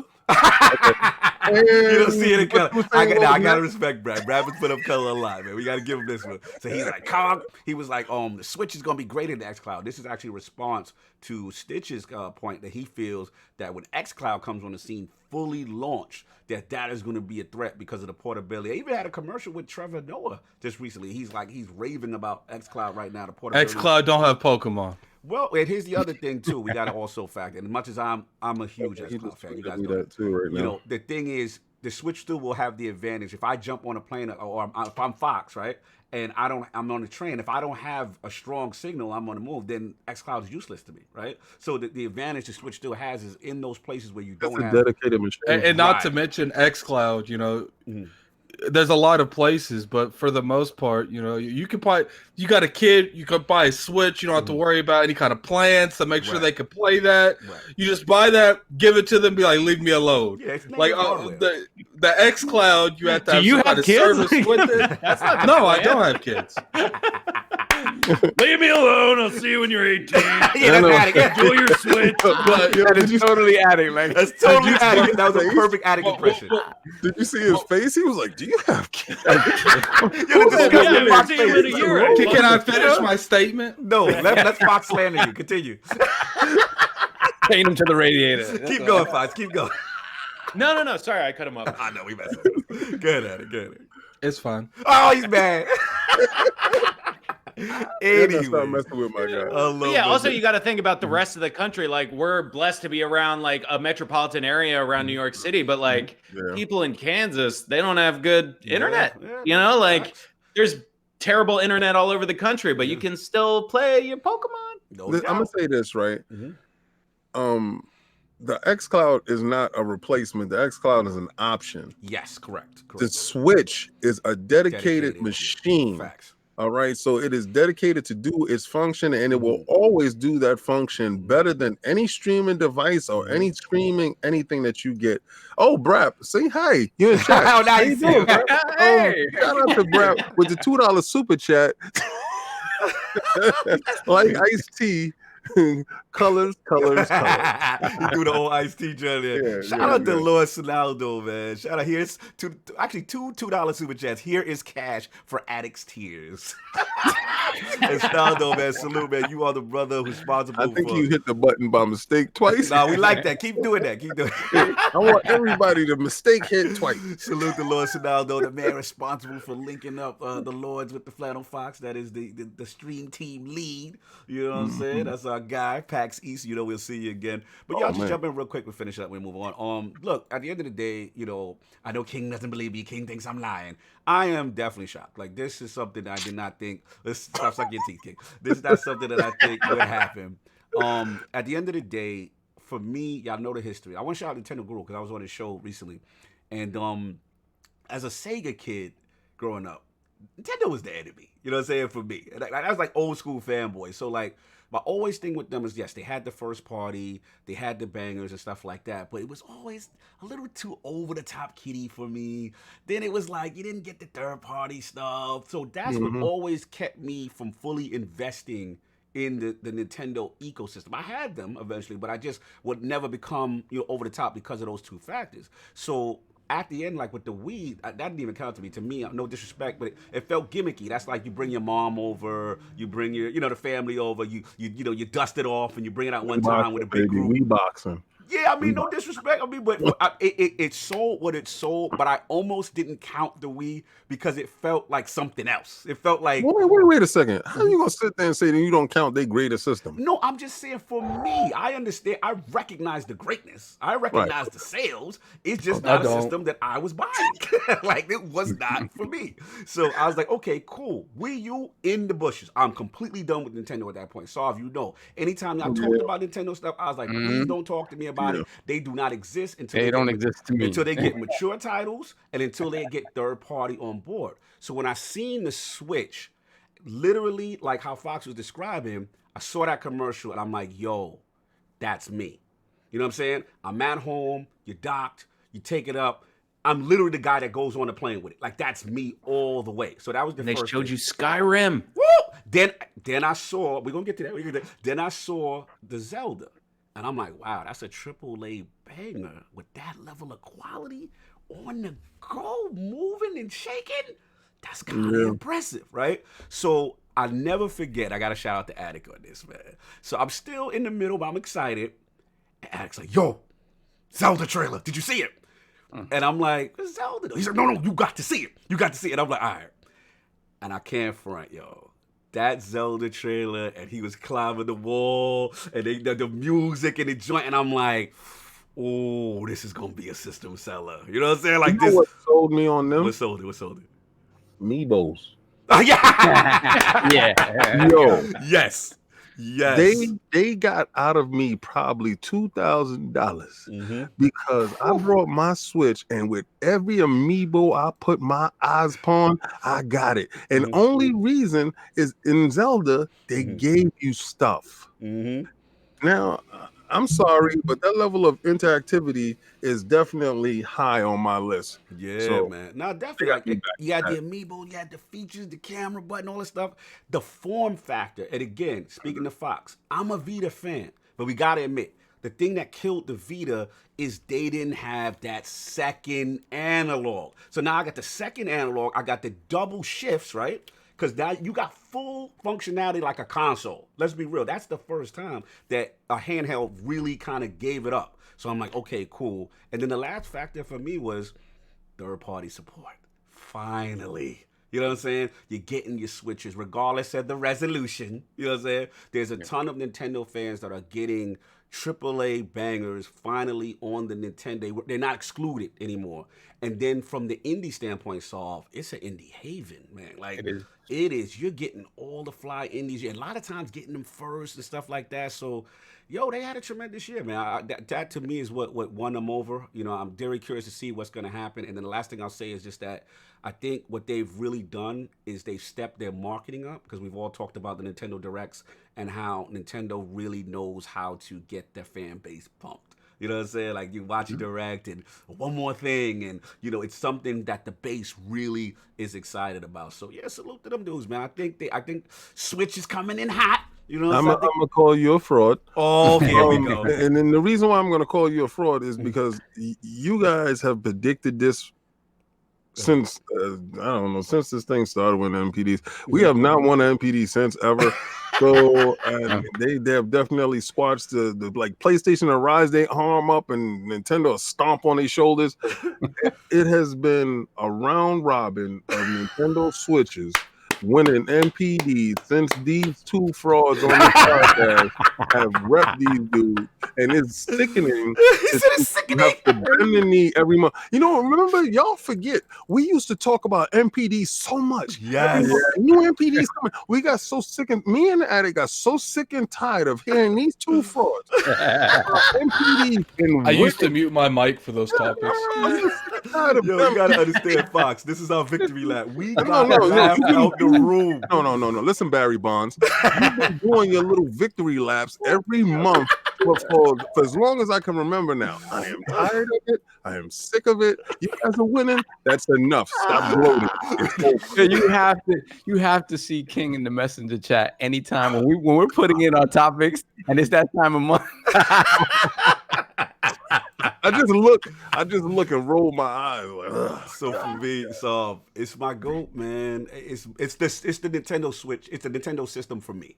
This is the first one I connected with. It's the one that gets everything right. It did from the one that did a lot wrong. Mm-hmm. It does everything right, and it focused on what they're strongest at, which is portable. Boss move, you are not in color, but he said, "Let him Millie rock, King." Let us Millie rock, baby. This is our moment. Like, this is great. And they sitting there, they turning it up. They doing it with one arm. And you know what the funny thing is, King? Every month this man says it's our moment. Like, I'm so sick and tired of their moment. I'm so over their moment. All right, I'm done. Can this moment be over, please? Yes, please. Another topic. Moving on. Switch coming in hot.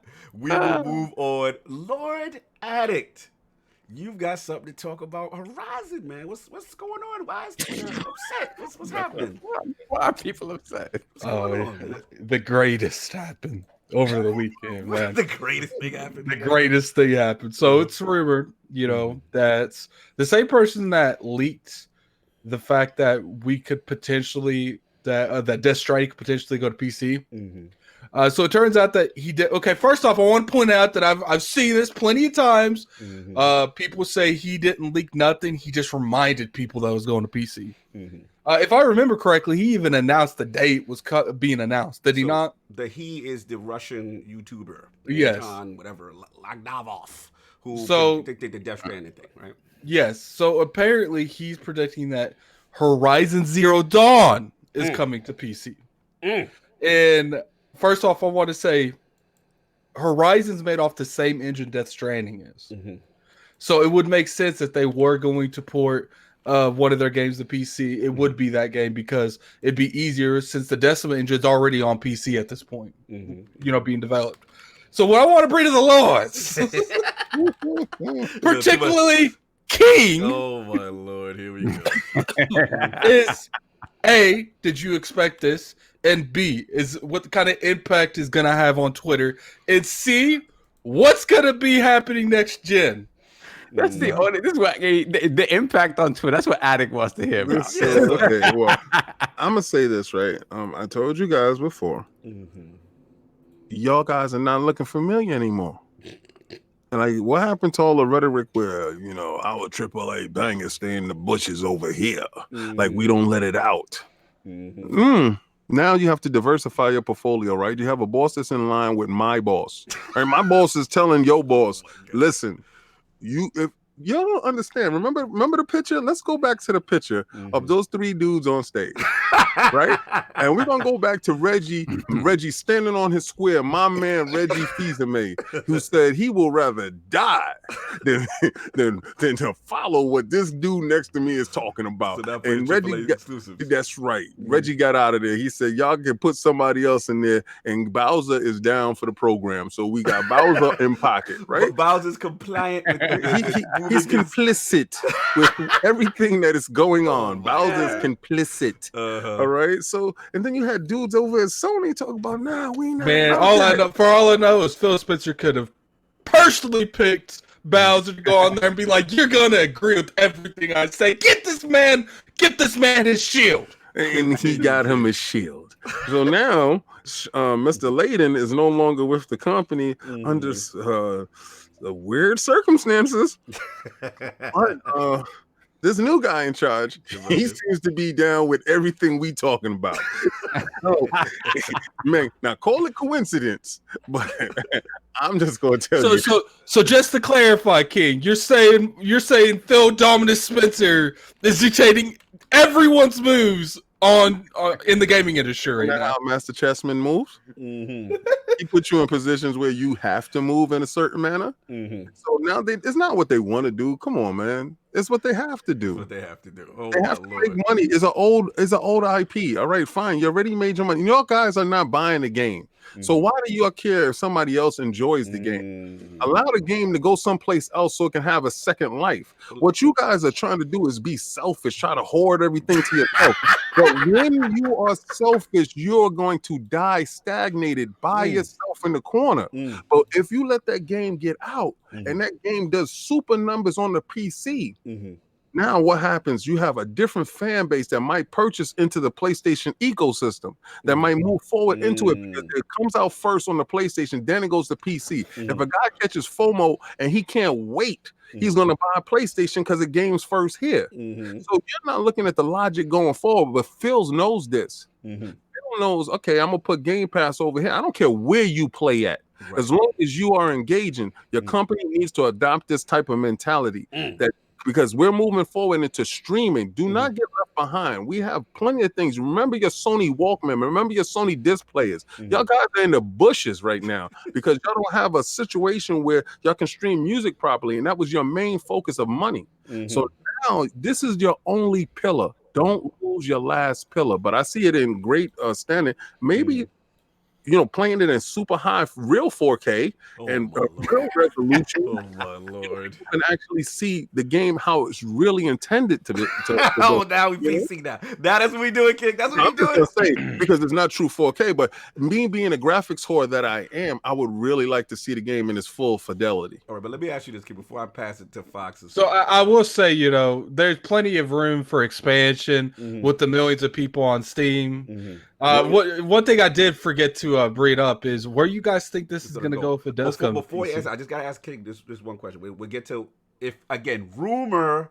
But my question, King, is the feedback to what you're saying, the counter to what people are saying that you're saying is that, some people feel that this is not good for gaming and for Sony if this is true. That HorizonZeroDawn goes to PC, that this is not good, and that they shouldn't be mirroring Xbox strategy. What say you to that? It would concern me if they didn't do it. It would concern me if they saw the potential to make money and they didn't. It would concern me if they saw a avenue of expansion and they chose to block it off of old ideologies. This is not 1984 no more, guys. This is not 1996. This is not cartridge-based systems. This is not red versus blue anymore. You guys saw Stadia come out. Thank God they stumbled, because if they happen to have hit, right? Could you imagine what next year would look like? All right, so yeah, diversify the portfolio. Why are you caring if it comes out on PC? You played the game already. Now, only person that should be upset is the person that didn't buy the game, right? Because now you're upset. Why? There's no reason for you to be upset that somebody else will get a chance to eat the cookie. You already ate your cookie. So let somebody else eat cookies, man. Everybody want cookies too. No doubt.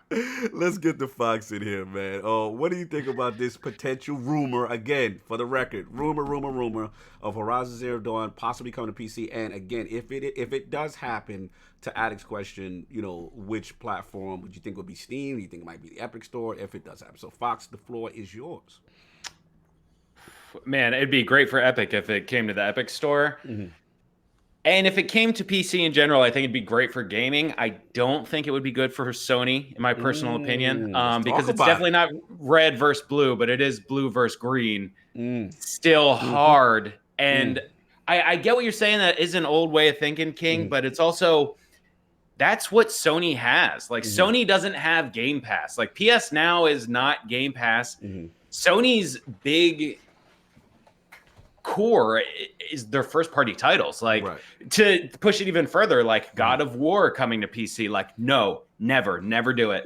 Keep it on there. it is you might like be upset. You might be upset. You're It's gonna in be PS upset Now. in a It's in second. PS Yeah. Now right now, Yeah, you're Fox. gonna be upset. yeah, but I'm Fox. just saying, keep it on a PlayStation platform. Because Don't put it on PC. what about Death Stranding? Death Stranding's on PC right now. You know, they've been opening the door. Detroit is on PC. There's a couple of PlayStation exclusives that have found their way. I'm not saying this is true. I'm just saying like Exclusives I that mean- was entirely funded by Sony. Yeah. Yeah. I don't know. I don't think it's a good move for them because I just don't like that. That would be the only reason for me to ever buy a PlayStation. That's why I bought a PlayStation. I hate PlayStation controllers. It's my least favorite controller. Oh my God. Like by far. I don't know. Yeah, But what about this though? What about?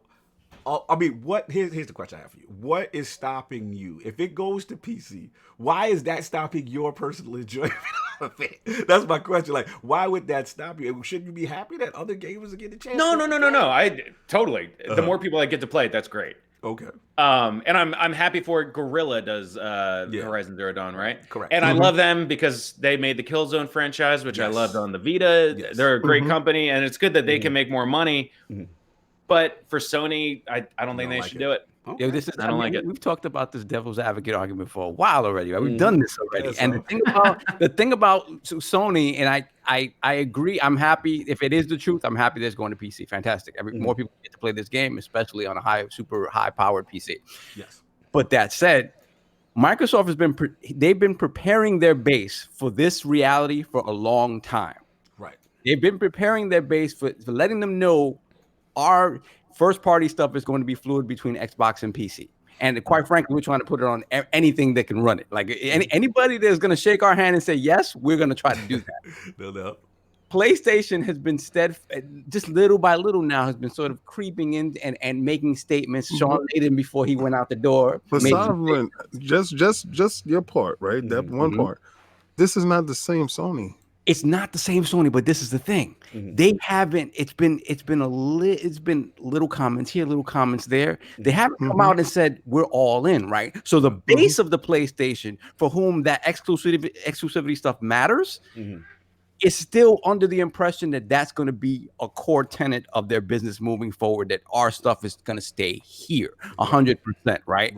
They haven't come right out and said this is what we're going to do, and it's different than what you're used to.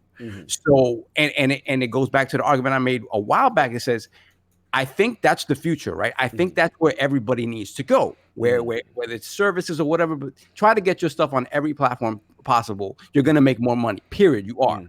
I understand creating an identity for your platform with these exclusives, but it's it's identity. It's not money. If you think about money, the smart play is to put it everywhere you can. Right.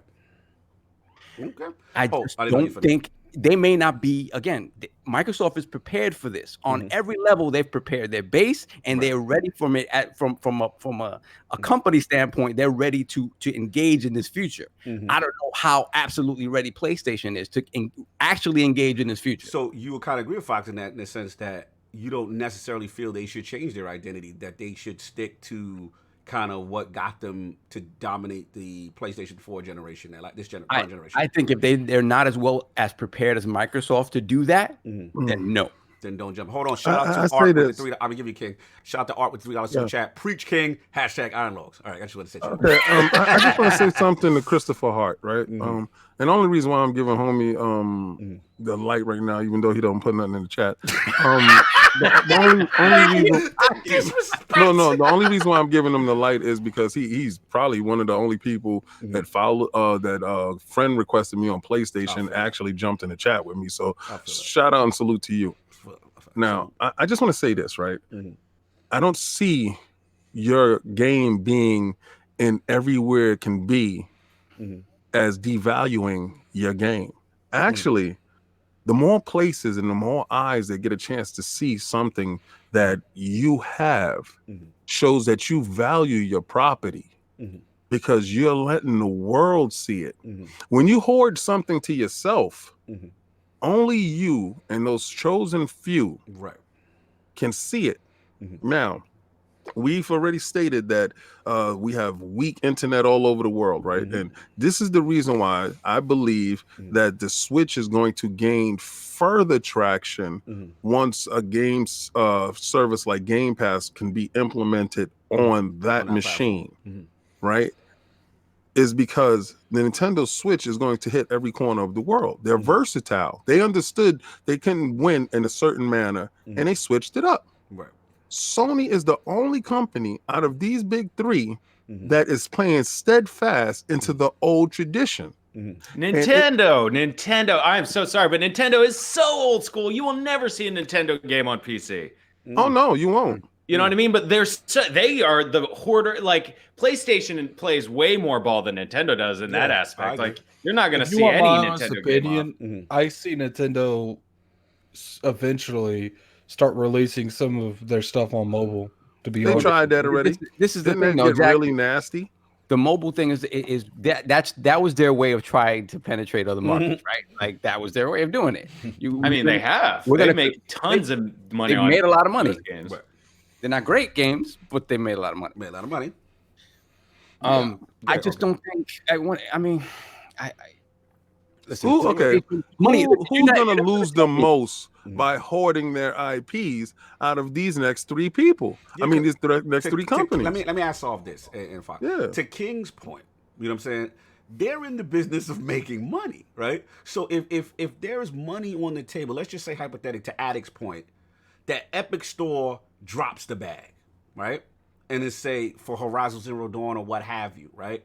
You mean to tell me that like Sony, because we all know that right now as a total corporation, it's really only the games division that is kind of keeping them afloat right now. That is really profitable. That's really soaring, right? So I just find it hard to believe, to King's point, that they would turn down that situation if it was presented to them, especially now when you're starting to see baby steps. Nintendo really hasn't played ball on that level at all. Right. But we're seeing Sony slow, like here and there, and then Death Stranding, and then, you know what I'm saying, obviously even the services thing, like, you know, Microsoft has their first party day and date, Sony doesn't, but we're starting to see exclusives in PS now, you know what I'm saying, now. So it's like, my question is, you know, to you, Soft, like, you think they won't eventually just say, like, go in like all the way with this thing just because I 100% think it's the right move, right? Right.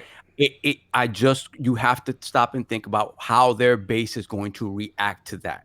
The bottom line is it's the right money move. It's the right business move. Absolutely 100%. Games are getting more and more expensive to make. Not every game is selling Spider-Man numbers. Not every game is selling that. You want to make as much money off of your product and have the tail of your product be as long as possible. It makes business sense moving forward, right? Forget about Fox understand. Is shaking his head. Fox is I upset. respectfully disagree. Fox is ready. Ooh, let's go, Fox. I understand it, Fox, but at some point, the green versus blue is going to take a backseat to what actually makes money. Because we are talking about the company that has the top selling consoles, like PS2, PS4, because they have their exclusivity. That's what it is. If you look at the numbers, if you look at the 10 million sold by Spider-Man, right? And you know full well that by putting that game on PC, you're going to sell another 7 million. But a lot less PlayStations if you do that. So you think Fox, your argument is that they'll still focus on the console hardware sales? Because here's the thing I want to bring to you, Fox. A lot of us at the round table and a lot of the analysts have said, you know, because of what's happening with the Googles, the Amazons, that even though streaming might not be ready right now, right? Yeah. But let's say 5 years from now, when 5G has penetrated the market and all these things, eventually it will happen. Almost similar like to the digital age. Like maybe Xbox a little too aggressive coming out the jump, but eventually it did happen. We're very digital for the most part, right? So the question is, with Sony, right, in this situation, you don't see that eventually they may have to evolve from just the pure console hardware model if they can get more sales another way and still keep their business? Or you completely don't think they're going to stay tried and true to that? they'll have to evolve when it gets there, but even when you're talking about a streaming service, if you want to watch The Crown or Chef's Table, you're subscribing to Netflix. That's not available on anything else. That's what you're doing. Everybody has their exclusives. Apple has their own shows. Amazon has their own shows. It's all about the exclusivity. Like, yes, you can watch that in multiple places. And once we get there as a generation, I think that's fine. But for now, they are leading the game for a reason. So in your case, you say if it's not broke, don't fix it. However, with Jim Ryan in pocket and Sean Layden, they've seemed to switch philosophies very quickly with a lot of things early. I'm just concerned with that part because I've never seen them kind of even think about adopting. And then he's making comments about, we have to change our thing with, with the cloud. And this is stuff that, we have to get into and yada, yada. And then obviously we know the deal. That's just another way to digest their stuff. We're not saying it's like, I don't know, even at the same point, like, let's go. Port it to something besides, like, port it to Switch. don't put it on the evil PC. That's what we're doing. Don't put it on the, let me jump in. This is do what they did with The Witcher and then make money that way. To me, that this makes is fun. sense. Like, this is fun. I we love got it. 3 Switch guys. I love it. Listen, at the end of the day, I'll be jumping, man. I gotta use the bathroom real quick. No, go for it, man. Go for it. Yeah, my thing is, obviously, it's a rumor. You know what I'm saying? So I ain't going too crazy with this. Yes, he predicted Death Stranding. I'm on some wait and see. You know what I'm saying? To be honest with you, the only thing that feel a little sus is February 2020. It would have. It would be out of control once that happens. Because to me, it's like if you're going to do it, if it comes out in February, do you think if this is true and it's come out in February, do you think we'll see it like announced at like the Video Game Awards or the State of Play that's about to come up? They can't. I don't see them announcing at the State of Play about being on another platform. You know how when you go to the doctor and you're gonna go get a needle, and then the doctor does this, like he puts like a little thing in the head for because if you got a baby, right, the baby go get a needle and they do something like that. The baby look at the needle, they stab, they. Yo, y'all right now looking at this, and y'all gonna find out all your games is gonna be on PC. Look, like when it comes down to it, I honestly think that if this does happen, right. First off, I think the Twitter's gonna implode. It's gonna explode and then it's gonna implode and then explode. It's gonna go how the sun's gonna go. All right. I think people have stuck to their guns for a long time, and I don't know how they're going to be able to react to this. I do think that if this happens, it's coming to the Epic Game Store. I think Epic Game Store has been getting a good relations with Sony, and if they do sign like a 10-year exclusivity deal with Sony to sell their games on their platform, that will automatically force people's hands because you can say, well, I ain't buying State of Decay or something on another platform than Steam. But are you gonna say you ain't gonna play God of War 2 on another platform? Oh yeah, we know that. I mean, but listen, here's the thing. Like I said, my only question is the date. That's the only thing that seems suspect to me. Yeah. You know what I'm saying? Because at the end of the day, if you're gonna do a move like that, in my opinion, you need to set. To me, it's a promotional tool to set up the sequel for Horizon Zero Dawn 2, right? And Horizon Zero Dawn 2, at my knowledge, is not coming out at the top of the year. So I mean, I don't know. We'll see what happens. All I will say is that the only thing that leads a little credence to it is obviously Death Stranding uses the Decima engine, which the same thing Horizon Zero Dawn. So it has shown that it is, portable to that platform. You know what I'm saying? So does Kojima own Death Stranding or does Sony own Death Stranding? No, he owns Death Stranding. He owns Death Stranding, but I thought it was a Sony IP. I think they control it, right? Don't they control the IP? No, I don't know. I don't think so. Not necessarily. I don't know what kind of bag they gave him, but they gave him the bag they gave him gives him control over pretty much everything. I don't really think. I don't know if it's a multiple game deal or anything like that, but I think when it comes to Sony Interactive owns the trademark to Death Stranding. That's what I thought. I thought Sony owns the IP. Yeah, they own the trademark. Yeah, that's what I heard. But anyway, Anyway, all I'm trying to say is, from the Decima standpoint, the engine, we know that it's proven portable because of the Death Stranding on the PC. So all I'm saying, it is in the realm of possibility. That's all I'm going. We'll see what it happens. We'll see if they drop the bag. I don't know. I'm waiting to see. We're gonna see what happens. It's very interesting because Twitter is on fire right now about this thing possibly going to PC. A lot of PlayStation fans are very upset. Yeah, people arguing that it would undercut a potential remaster for PS5, all of this stuff, and it's like Sony's not really big on remasters per se. They're big on a straight up remake, but a remaster, like anything that you've seen from like you know when the Xbox One X came out and they did, you know, they started doing crazy stuff like 9 times resolution on old games and stuff like that. Old Sony games on PSN never really did any of that. They never even went that route. Like not even. You gotta think how many games that Sony has published or they've paid for it started coming to PC in the past year already. Right. Like you got all the Quantum Dream games. You have Death Stranding coming. Dreams will probably make its way to PC at some point. Like, that would be fantastic. Yeah, shout out to Tip Down to our super chat. Late to the show. Salute to the Iron Lord panel. But that's all I got. I want to move on because we got to fly through. We got the watch thing. So, Solve, Lockhart's back, man. Is it back for good? We have not used this terminology since E3 last year. We haven't used Anaconda and Lockhart for months already, and it's back. So Jason Schreier reported it. This is why I really was interesting about this. I don't think Schreier is going to come out and report on something that he doesn't feel strongly about. So it was reported that Lockhart is actually a real thing. That Xbox's apparent plan is to release 2 SKUs of their next generation hardware. As we had, you know, thought about that for, I guess, the past year and a half. That was what we assumed, that there was going to be 2 SKUs, one called Lockhart, the other one codename Anaconda. But at last year's E3, this past year's E3, they codenamed everything Scarlet. Everything fell under the Scarlet banner, and it seemed that Lockhart was dead, and it was 1 SKU. So, according to Jason Schreier and his sources, no, that is not the case. A lower powered diskless Xbox, next generation Xbox, still codenamed Lockhart, is apparently in the works. What do you guys think of this? Do you think it's real based on the specs that have been talked about? What do you think about potential price point? And do you think they should do it?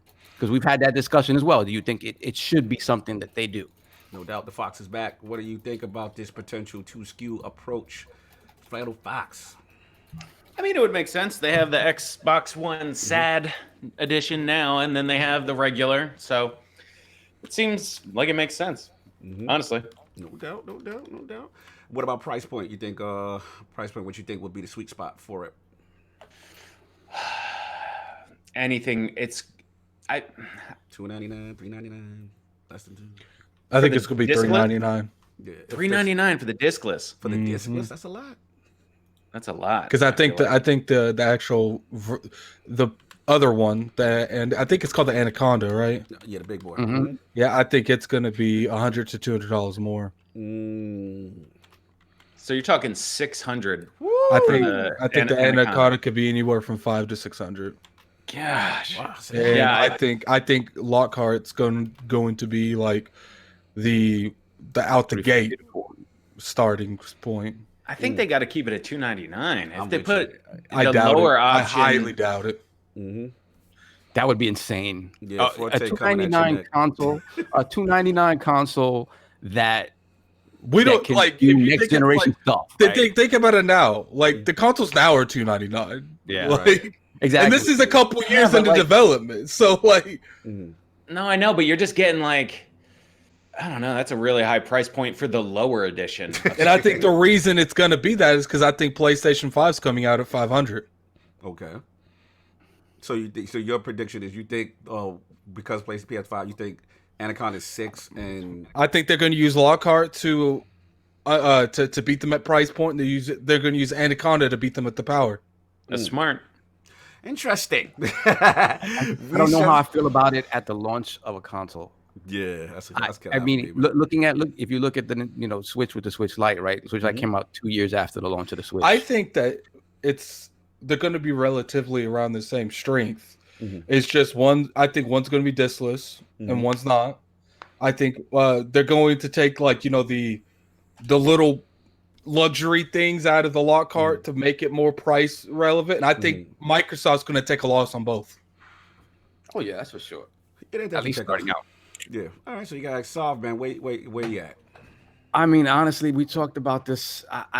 I was all in when they first started talking about it because I wanted them to make sure they could never lose that power narrative again. So how better to do that than to make sure you have both ends of the spectrum covered. Right. But then, and then we heard the rumors about PlayStation potentially doing it, and then why I felt that wasn't a good move because PlayStation didn't need to do it. Right. PlayStation can get away with slightly less powerful console because of their name and because of their games. Like they can get away with that.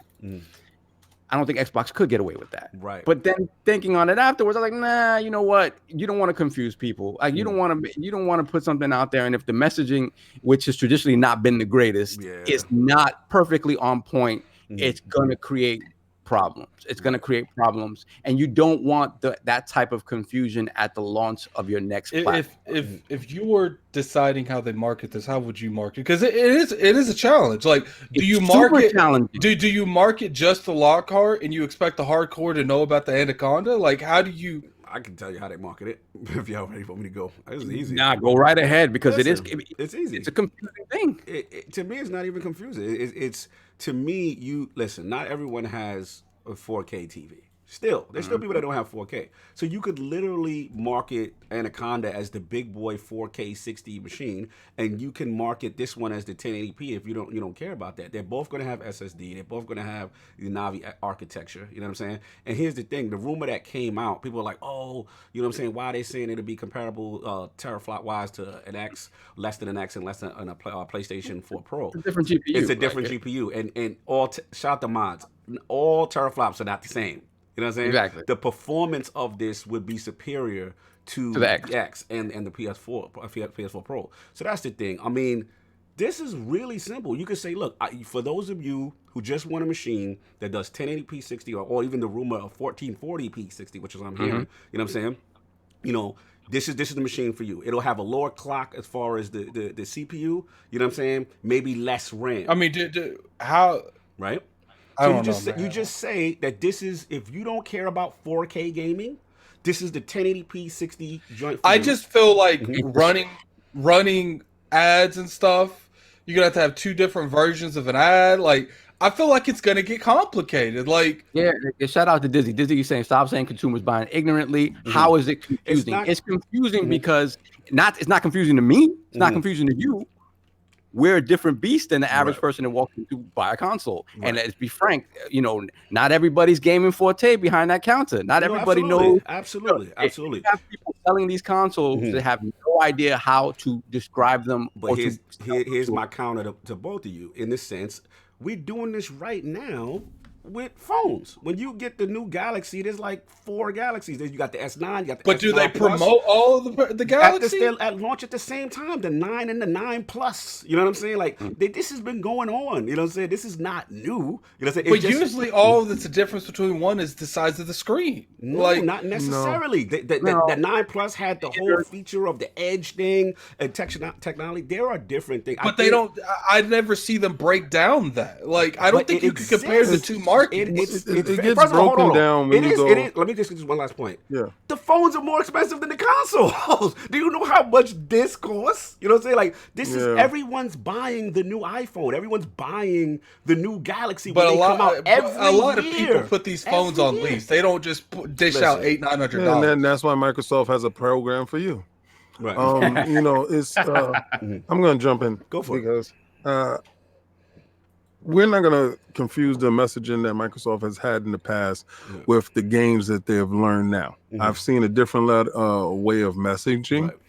Right. Shout out to Aaron Greenberg and the team. I've seen a different level of control internally with the company, right? So moving forward, these leaks most of these leaks are strategic, to be honest with you. Right. And the fact that now, Frenchie's in New Jersey calling me. Okay. Sorry. The reason why now we're starting to hear about the Lockhart and the stuff is to prepare the people going forward. They won't market the high system. Right. They're not going to market it. They're not going to market the Anaconda at a certain price. When I went to go trade in my phone, I'm glad Cognito brought that up. I went to go trade in my phone because my phone is paid off. So I'm like, I want the new one. And we was going to do it last year. Cognito and I was talking about the 5G, Galaxy S10. And then once we found out how much 5G was, we was like, we don't need to jump. I don't care about the screens and all that other stuff. Not necessary. So we held staff fast. Now, they're having a little bit more programs and going forward. So when I went to go check the price on the phone, my phone was like $900 for the base. But when I said, okay, let me max that out, let me get the the bigger RAM and all this other stuff, it came up to $1,600. I said, what are you out of your mind? Like, what is going on here? All right, so we know that they're going to market the Lockhart. That's the only one that you need to market. It brings the people in the store. You market the $399 system, and I believe Attic is right. I believe it'll be $399. I don't ever see it coming in at $299. That's wishful thinking for pocket watches. And I won't believe it'll be $349 because if it's going to be any price, is going to be a whole price, not a half. Because that's where you cut. You cut the half. All right. So it's going to be a whole price. So it'll be the $400, right? The PlayStation will come in at $500. Then the Lockhart will probably come in $650. Right. Now that's when you want to maximize your dollar. That's when you want to go higher. Right. The reason why the cheaper Lockhart will sell and undercut Sony is because we know that they gain foothold in being $100 cheaper. When you go to the store and people are purchasing for the holiday season, they're trying to get the most that they can, when they can, how they can. So you must have supply. That's the first and foremost. They must have supply. You must have price point. If you're $100 cheaper than your competition, it gives you a better chance to survive. Now, for us enthusiasts who want something a little bit more beefier, a little bit more powerful, a little bit more premium, you're going to go and you're going to get the Anaconda. That's the stuff that we know about. Now, after a period of time, you can market the power differential between the other competition later. But in the beginning, it's going to be on equal footing with all of them because of the CPU and the SSD and the RAM involved. And that's what I said earlier when I said I think they're going to market the Lockhart. Like, they'll make people aware of the Anaconda, but Lockhart's going to be in the spotlight. That's fine. All I'm saying is, think about it, though. How does that work with the Lockhart being in the spotlight? The same way it works with the X and the S right now. Obviously, not at the launch of a new platform. That's what I was about to say. But see, the X. How do you market the Lockhart when it's obviously inferior to the PS5? But see, the thing is that the X and the Pro have made that market a little bit more understanding to different consoles like that. They made that 2 years into the cycle, or 2 or 3 years into the cycle. It doesn't matter when they made it. They still gave people the option, and they've lived with that option for a couple of years now. I think it's a different animal at the launch. When I go to purchase, I'm going to go, I'm going to go purchase as much as I can, and then I'm going to put them on eBay like I do. Oh my God. But what I'm going to do, what I'm going to keep for myself is I'm going to, hold on, let me turn this down. That's the boiler. What I'm going to keep for myself is I'm going to keep 2 Lockharts, one Lockhart down here, one Lockhart in the bedroom, and inside the living room where I game mostly, I'm going to keep the Anaconda. Hold on one second. So 2 super chat. JD Gamer, how powerful do you think the Lockhart will be? Xbox One X with Zen CPU, and then shout out to Brat. Wow, the $20 super chat. Wow, that's because he wanted to say all of that and had to give $20. Phones are different. It's a tangible device where people immediately see the screen size difference and can hold the devices and physically see differences. Consoles are a bit more complicated than that to market. So, but here's the thing, and I'll get to Brat in a minute. I'll give it back to you. Is that this has happened before. You know what I'm saying? The 360 launched with an arcade and then what you call a Sku. The PlayStation 3 had the one with the 60. Same car console. It was just a difference in hard drive size. I'm trying to say the prospect dual SKU has existed. This is not new. This is not something that has never happened before. But I think this is different than that. This is too different. I think this is different because this is 2 different products that's being put together. It's not really 2 different. They both share the same architecture. Nah, man, you're gonna tell I think Lockhart and Anaconda are 2 different products. A 360 with a 60 gig. Are we gonna say the Xbox One X and the S are the same product? But here's the thing. One is from a technical standpoint. they are the same. One is just going to have most likely a higher clock, you know what I'm saying, on their CPU as far as the Anaconda is concerned. You know what I'm saying? And then we got to see, obviously, the hard drives. We know they both share an SSD. It's not going to be as different as so many people think.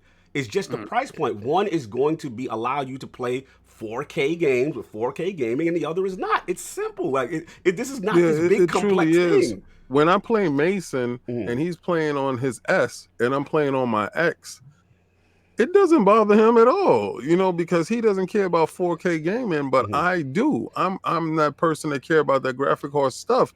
He doesn't care about that. Now, if it would be a big problem if they didn't have an SSD drive inside that Lockhart. Now you're talking different. Now if there's no SSD, I don't think it's going to. Yeah, I don't think it's no doubt. Hold on. We got Fox. You got to roll, right? I saw your message. Yeah, sorry about that, guys. I only had to one block. No, it's cool, bro. No, it's cool, bro. Yeah. No, please, man, shout your channel out. Let the people know where they can find you. You know what I'm saying? Because the Lord's will continue talking, so we got to get you out the right way. No worries. No, please. First off, I just want to say thank you, gentlemen, so much for having me on your chat. It's been super fun and a pleasure. And yeah, come check me out at the Flannel Fox on YouTube or the Cigar Noob if you want to puff some stuff. Yo, Fox, I just want to say I can't wait to get a chance to hang out with you and eat those crabs and those lobsters in Boston on this PAX run. And it was definitely a pleasure meeting you. And the conversations we had before we even launched was even more entertaining than the stuff that we had going on here now. Hell yeah, man. I'm looking forward to some crab legs, bro. Yes. Salute the Fox. One of the originals, man. Enjoy your day, brother. Thanks for hanging out. Thank you guys so much. No doubt. We can continue. Shout out to the JD Gamer with the $5 super chat. The way they market is platform marketing. You say join the platform with the most powerful hardware, and you join the platform with the best price. So continue, King. I'm sorry to interrupt you. Yeah, no. JD definitely is on to something, JD. I definitely appreciate your thoughtful comment and your super chat, because that's exactly how you market it. Right. You know, when you purchase into Microsoft, you're purchasing into an ecosystem. You're not purchasing into a console platform per se. You're purchasing into all the services and everything that is incumbents in that ecosystem. So if they have affordability and power inside that ecosystem, you have a choice to choose which one that is going to be best for you. So they're not telling you, all right, well, this is here and this is where you play at and this is it. That's not the end all be all. How you definitely move inside that ecosystem is totally up to you, because at some point in time they're going to be able to allow you to take that same experience onto your PC. See, people are forgetting that once you're in and those games are launching first, day and date inside Game Pass. Game Pass is traveling to the new systems. Game Pass is still on your PC. So day and date, those games will be available on PC. So what are you saying? They're going to market 3 platforms? No, they're marketing the ecosystem, and they're marketing the strategy of best price and performance. Here's the thing. I want to bring this to Solving Addict, and it's the elephant in the room that we're forgetting, is the success right now of the Xbox Sade. We ain't going to call it the SAD.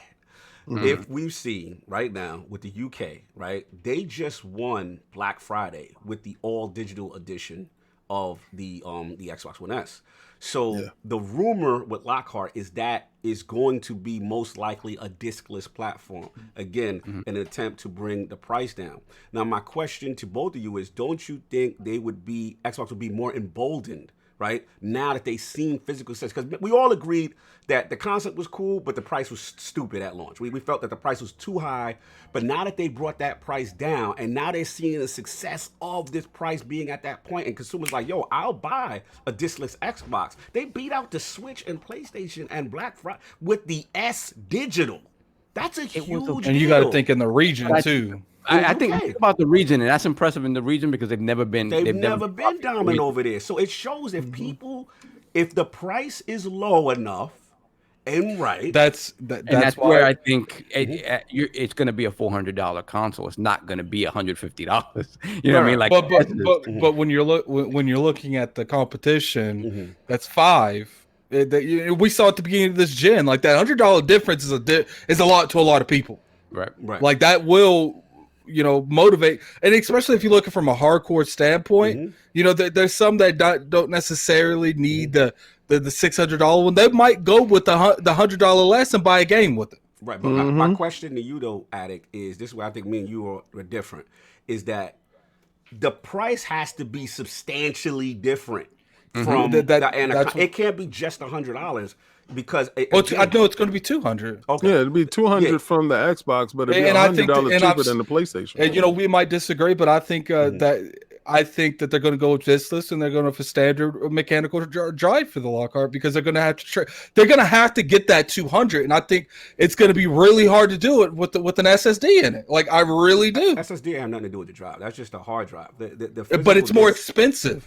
But that's part of it. Now the prices have started to fall off of them. To be honest with you, they started to get to a point where the prices on the parts of the SSDs are falling to the floor. Now, the speed of your SSD is totally different, but the standard SSDs now are coming in at a little bit cheaper than normal. So, I mean, we got to go with like a 500 gig SSD. See, now, there you go. I don't think that's enough. But you can have more of a mechanical drive that has higher gigabytes to terabytes without raising the cost up. I think if the rumor SSD is that it's is SSD on both platforms. If the SSD is as integral as they say it is, it has to be.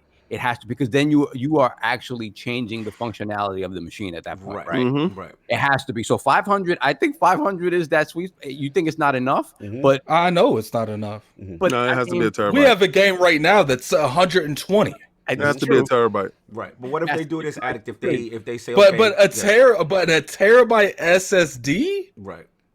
No, I'm just saying for cost. You're saying for cost, they might go lower with the SSD drive size. What you're saying? Yeah, I mean, I can either see it being like 500 gigabytes or like a 2 terabyte mechanical drive. That's where I am right now. I'm sorry. That's where I am now. The rumor is that it's definitely going to be an SSD. No one knows the size though. The rumor at both consoles are going to have the SSD. They're going to have the Navi system. But again, the rumor also is that the rumor was Lockhart got canceled, so I can't really go about what the rumors. It never really went away. They just said from the true inside. Shout out to Dealer. Shout out to Brad Sams. You know what I'm saying? Like a lot of, and shout out to Jess Gordon. It never went away. There was only a few outlets saying that, but it was always, it's just that they tried to pin Phil down to it and say, yo, we heard rumors. And he said, look, we're going to just talk about the console, the Anaconda. That's what we're willing to talk about right now. We got to get some of these super chats. That's starting to pile up. Did we get the one by JD Gamer? I believe the $5 so. super chat? No, we got $5 super sub JD Gamer. The way they market, we said that one. Yeah, we said that one. So then we got to get One Bad Mother. We got a $5 super chat from One Bad Mother. It says Lockhart makes next gen SSD and CPUs more accessible. Accessibility and options is good for the consumer. Speed up, innovate, and it adopt faster. Okay, no, fair enough. I mean, that's what I got. I mean, at the end of the day, all I'm gonna say is this: like we said with the whole thing, I thought it was interesting that they did very well with a diskless console, right? So coming in to the next generation, you know what I'm saying? But do you think a full, like the standard price with a diskless console, do you think it's like, it's doing good now at the end of this gen, but at the beginning of a gen when people don't have the S's and the X's, do you think a diskless console with their base entry is going to be a good idea? I think if they can show, first of all, they have to, the price point for a lot. Because at that point, if you give everyone the option to buy a console without a disc, and not give them the option to buy it with a disc, because the option with the disc would be the Anaconda. Yeah, but when you could just pay an extra $100 and get a PS5 that has a disc drive, they might not pay the extra $200 for the next Xbox. Well, we don't know the price points. We don't know the price point of what Lockhart is going to be. We don't know the price point of what PS5. We're assuming. I hope to God they're not the same price. Right. So that's where I'm in agreement with you that if they do this with a diskless Lockhart, right, that doesn't do 4K, it's got to be substantially cheaper. Let me ask you a question. I just had an epiphany. Let's go. Let's have a question. What if Microsoft is truly aggressive, right? Right. And the Lockhart comes in at $100 cheaper than the PlayStation 5, but the Anaconda comes into the same price as same price as the 5, and is more powerful. Right. Because this time they're not shoehorning the Connect inside the box. This time you have a different person in the helm that wants to be aggressive. It doesn't want to lose price point, because people are talking about right now that you have the development kits out there in the PlayStation 5. It's a little bit more powerful at this point, and we all know that Microsoft falls behind when it comes to dev kits and then as it starts to get closer, those dev kits actually speed up. I think they're purposely they're waiting to the very last minute for PlayStation to really show their hand, right? And then they're gonna make tweaks here, tweaks there. I think in the next 3 or 4 months we'll see PlayStation. But, all right, so my more important part is not the dev kits, is the prices. Right now, what if the Lockhart is that $100 cheaper, and then the Anaconda does come in at the same exact price as the PlayStation 5? That's aggressive. What happens then? That's aggressive. That to me is the play. If Lockhart is going to exist, right? And this is the rumor that it's not dead. It has to do that. Like, that to me is the play. To me, the Anaconda has to at least match the PlayStation 5 on price point. You know what I'm saying? But or if it's more, that Lockhart better be substantially what happens if they do that? Do you think the Anaconda can beat them in power if it's the same price? The vibe I'm getting is how much of a loss is Microsoft willing to take? We don't know this. We don't know. Get the super chats. If you're thinking about it this way, right? Let's get the super chat. But if you're thinking about it this way, Microsoft will make all that money back off of the fact that Game Pass will be in each and every person's box. Right. That's their bank on the digital. And the Game Pass is that. And I think next gen, we've seen a push on Game Pass, but next gen, they're really going to push Game Pass. That's why they're pushing now, right? They forcing us. Game Pass is going to be in every box, a month of it. Now think about this. Let's go back to Lockhart for a second.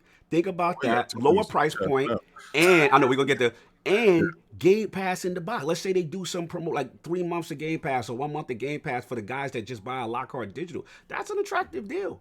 You know what I'm saying? Let's get the super chats. Pixel Bit G. I'll get the first one. I think the Lockhart comes in at $299 and used a hybrid SSD, HDD with SSD RAM disk with 3 months of Game Pass. That's the key. PlayStation 4, $500, or PlayStation $500, and next Xbox $500. All right, who got JD Gamer? That would be extremely competitive. Yeah. Competitive. Okay, shout out to JD Gamer with the $10 super chat. Nobody wants to pay more for less. That's why Xbox lost this gen. It's also why PS3 lost in the beginning of last gen. This two-pronged price to performance attack is the classic pincer, and you can expect to win. All right. I'll get this one. We got the $5 for Physical Pit. Lockhart has to be a significant value proposition. Take that up front and then make it up in Game Pass. L up front. Take the L up front. You gotta take the L. Yeah, that's what I feel. Well, I know for a fact everything in me is saying that they're taking the L on both consoles. Like they're gonna take the hit on both consoles. Right. All right, well, that's what I got, man. We're gonna fly through this thing with the CrownYourLord. Oh man, we still got that thing. we gotta fly through it, man. We're not doing none of that esport. We're not doing none of that.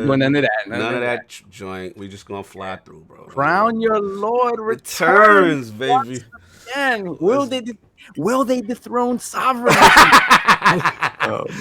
So are we gonna skip the VR AR? Are we moving past that? Yes. Okay, we're skipping VR. Let's skip that. All right. Strategy game, y'all. Best strategy game of the year. Here are the nominees: Age of Wonders, Planetfall, Anno 1800, Fire Emblem 3 Fire Emblem, Total War 3 Kingdoms, Tropico 6, and War Group. I got Fire Emblem. Fire Emblem. I'm going with Fire Emblem. I think that's a free. That's a free W for everyone. That's a freebie. That's Fire Emblem. Watch we all lose that. We all lose that. We be back. I know, right? Okay, next up, best sports/racing game. The nominees are Crash Team Racing Nitro Fueled, Dirt Rally 2.0, eFootball Pro Evolution Soccer 2020, F1 2019, and FIFA 20. Ooh, I'm going with FIFA. I'm going FIFA 20.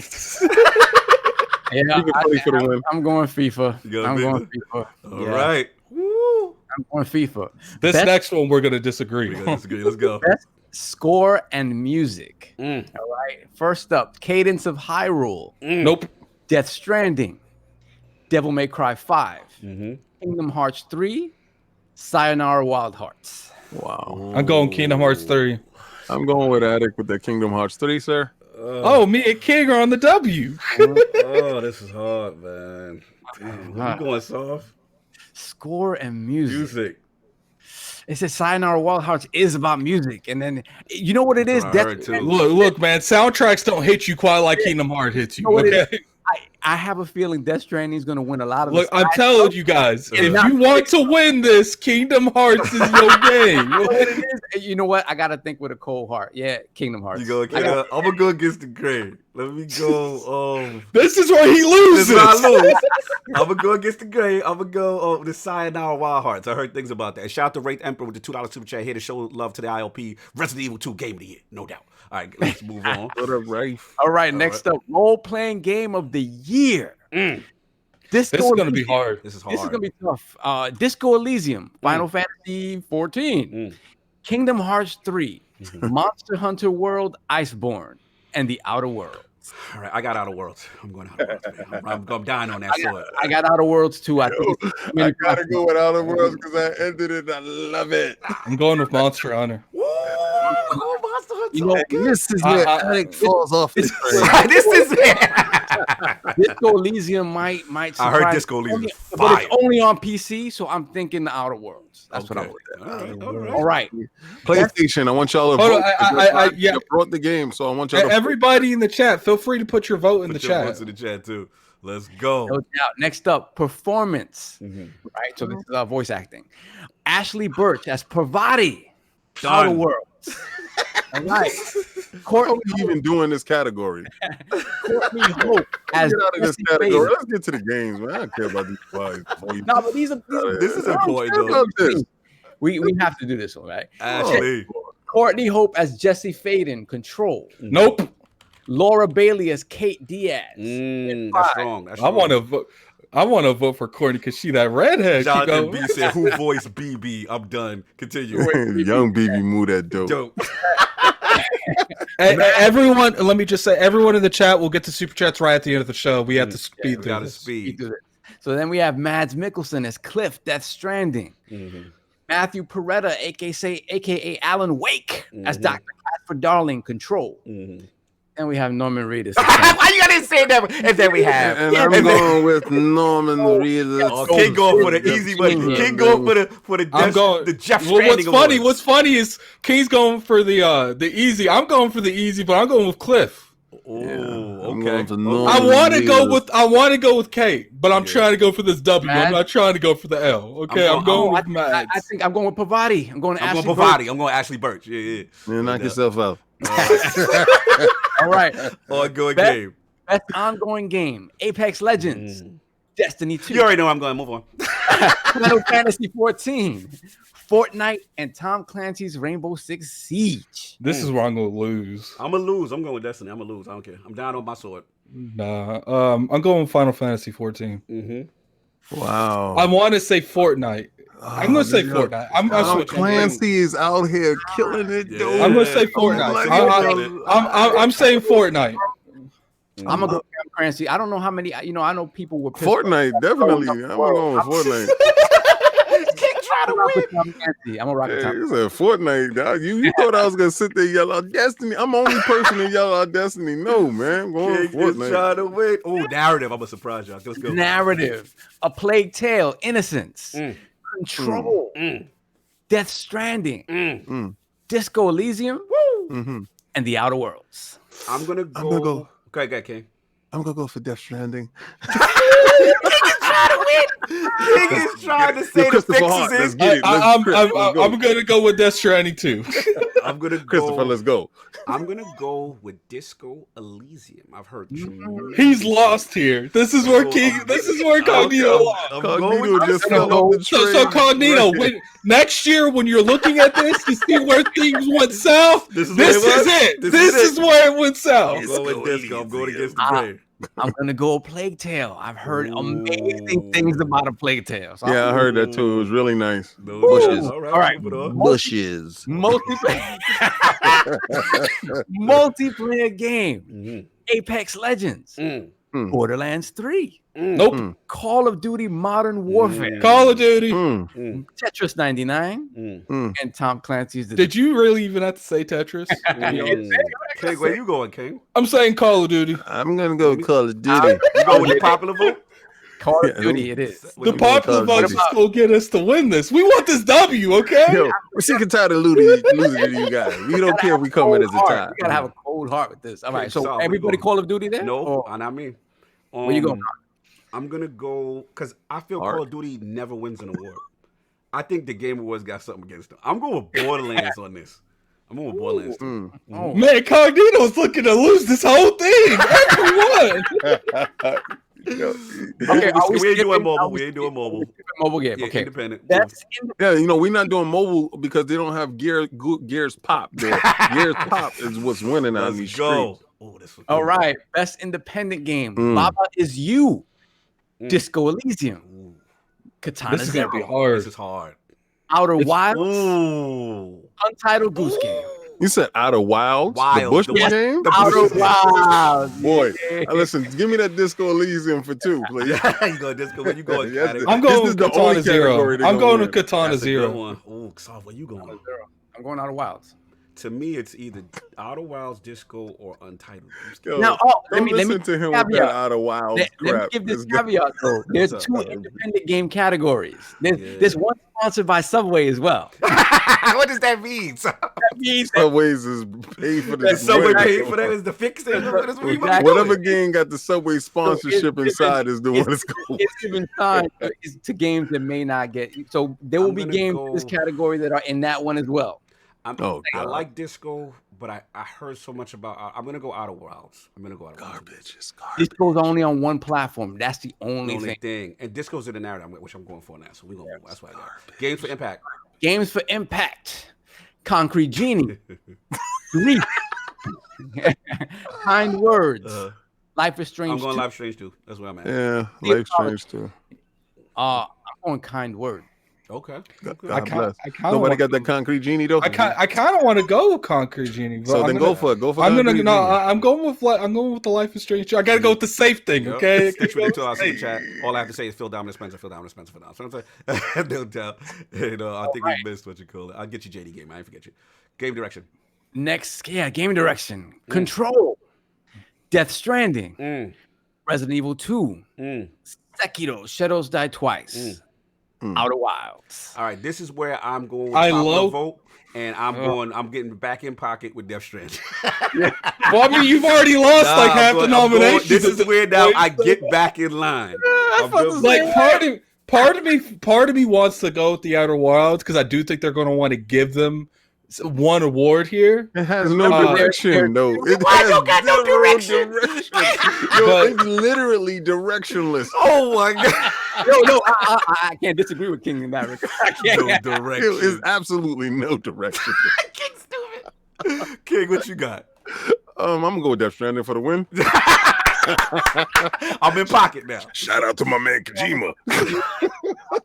Young baby, move that dope. So, where you at? I'm in that bag too. Death Stranding. And Adam said, "What? Outer Wilds?" I'm gonna go Death Stranding. Let's all fall on the gun, man. I am. Listen.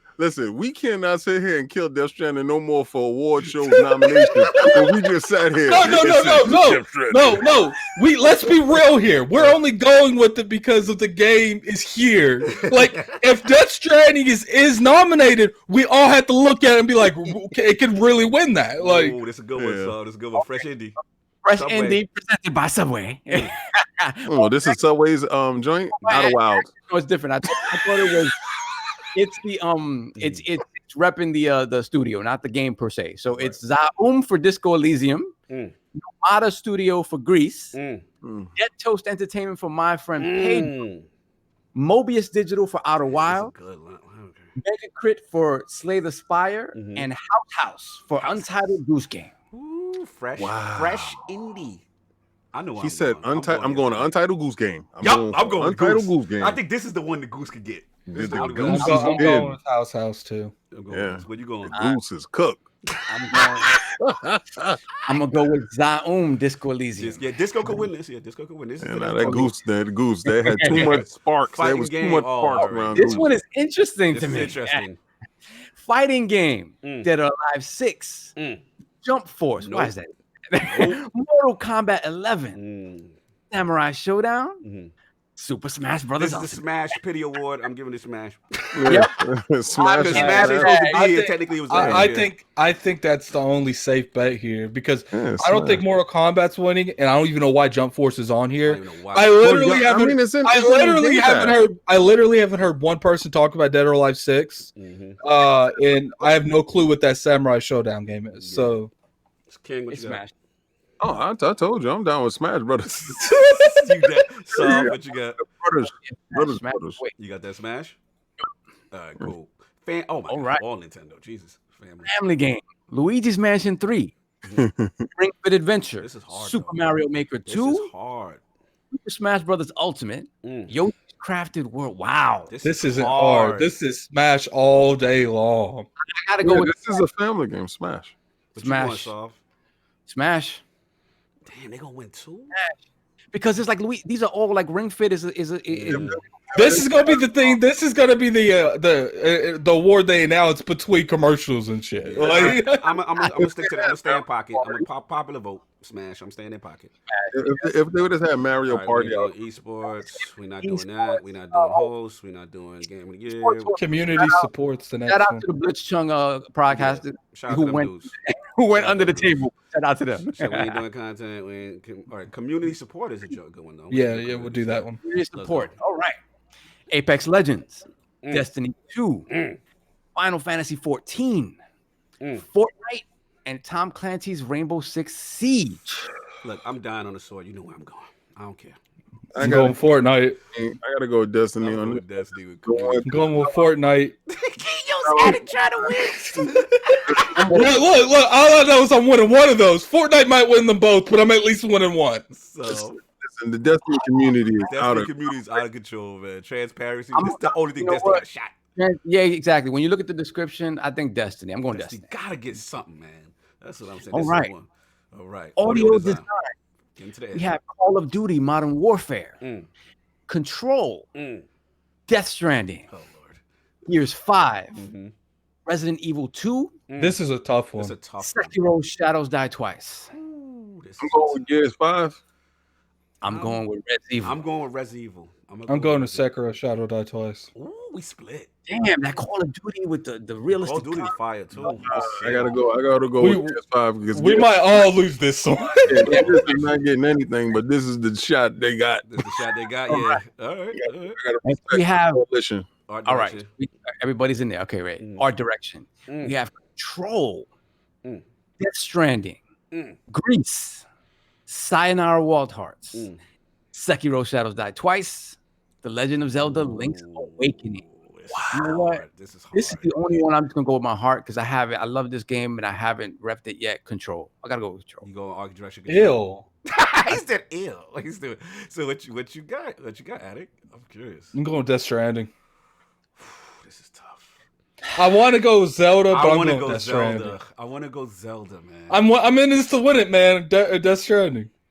Art direction, technical. Hopefully, I'll What does get it lucky say? and they'll give Death Outstanding Stranding every creative or nomination. Technical achievement, and yeah, Death might win that. They don't matter, man. They're going with Death Stranding. Look, B, you said some suspect stuff on this so far, okay? Go with Death Stranding. Yeah, I need to catch up. Let me go. I think Zelda deserve it, but I think they might. This is where Death might stick it. Okay. I'm picking Zelda Ooh, oh, you okay? You breaking protocol? for the win right now because for some reason I'm sitting here playing Zelda and it pops up right now, and if I'll be a fool to go against my pick, No doubt. Action adventure. All right, action adventure game. Borderlands 3, Control, Death Stranding, Resident Evil 2, The Legend of Zelda: Link's Awakening, Sekiro Shadows Die Twice. yo, can I take back my art direction? I would like to take back my art direction and No, go. You serious? No, he can take it back. What you taking it I'm back gonna for? go with Death Stranding, and I'm taking Zelda here. You taking Zelda in action adventure? Yeah, I'm gonna take Zelda here, and I'm gonna go with.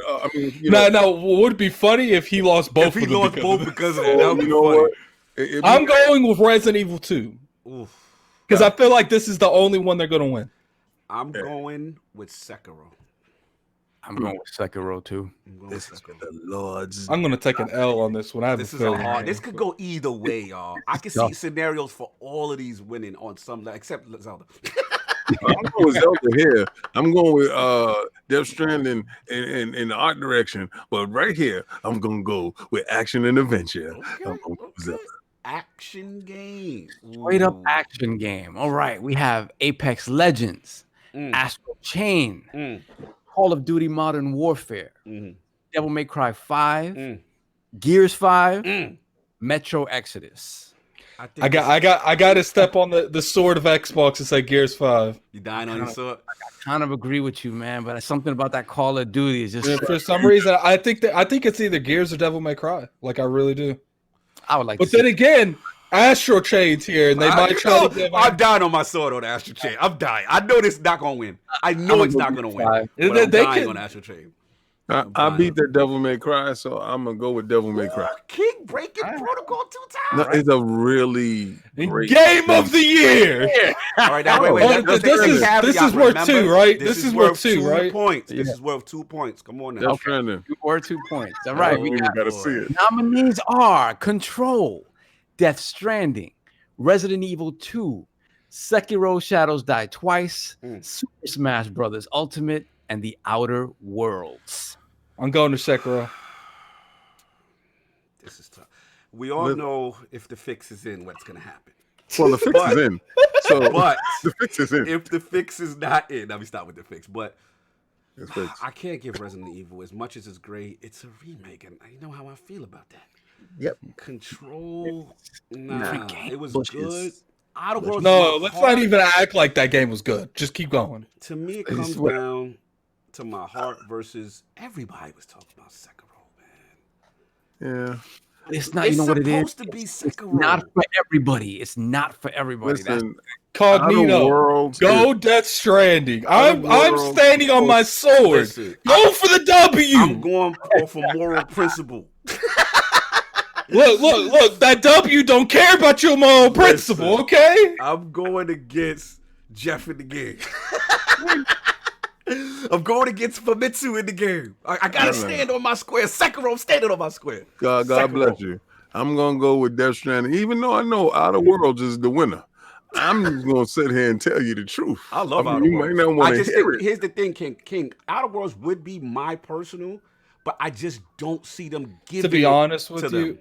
I loved Outer Worlds, but I don't think it has any right being on this list. Well, I'm gonna tell you this: Young BB Moo that dope. Oh, you fraud! I'm going with Young BB Moo that dope. I don't think Death Stranding, Control, and Outer Worlds belong on this list. I low key don't think Smash belongs on here Smash either. Don't belong. But, we all know they're supposed to be Jedi Fallen Order.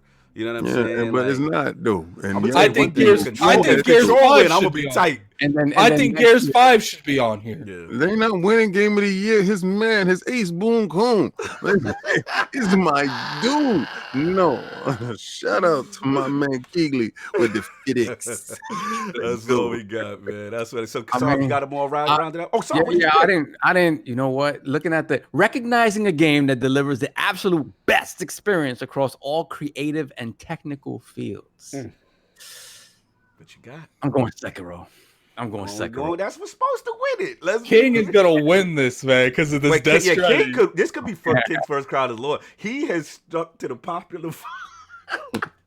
You know what's gonna be crazy? You know what's gonna be crazy? Why is it Death Stranding doesn't win one award? That's what be fun. If they go against the grave because they're guilty, Listen, Kojima is out here. He gonna take trophies home. He gonna look like Michael Jackson on the podium. He's gonna go up there for the game of the year and be like, "All right, look, man, we didn't have time to put him up here 5 or 6 times. You won this, and this award. There you go." Don't be Kojima. Thank you. For everything. Yo, we miss JD Gamer Super Chat. I didn't understand it. You have to look at the live chat thing. The live check. Help find it for me because I want to respect them. You know what I'm saying on that. All right. You can find it for me. Just Adam. give me 5.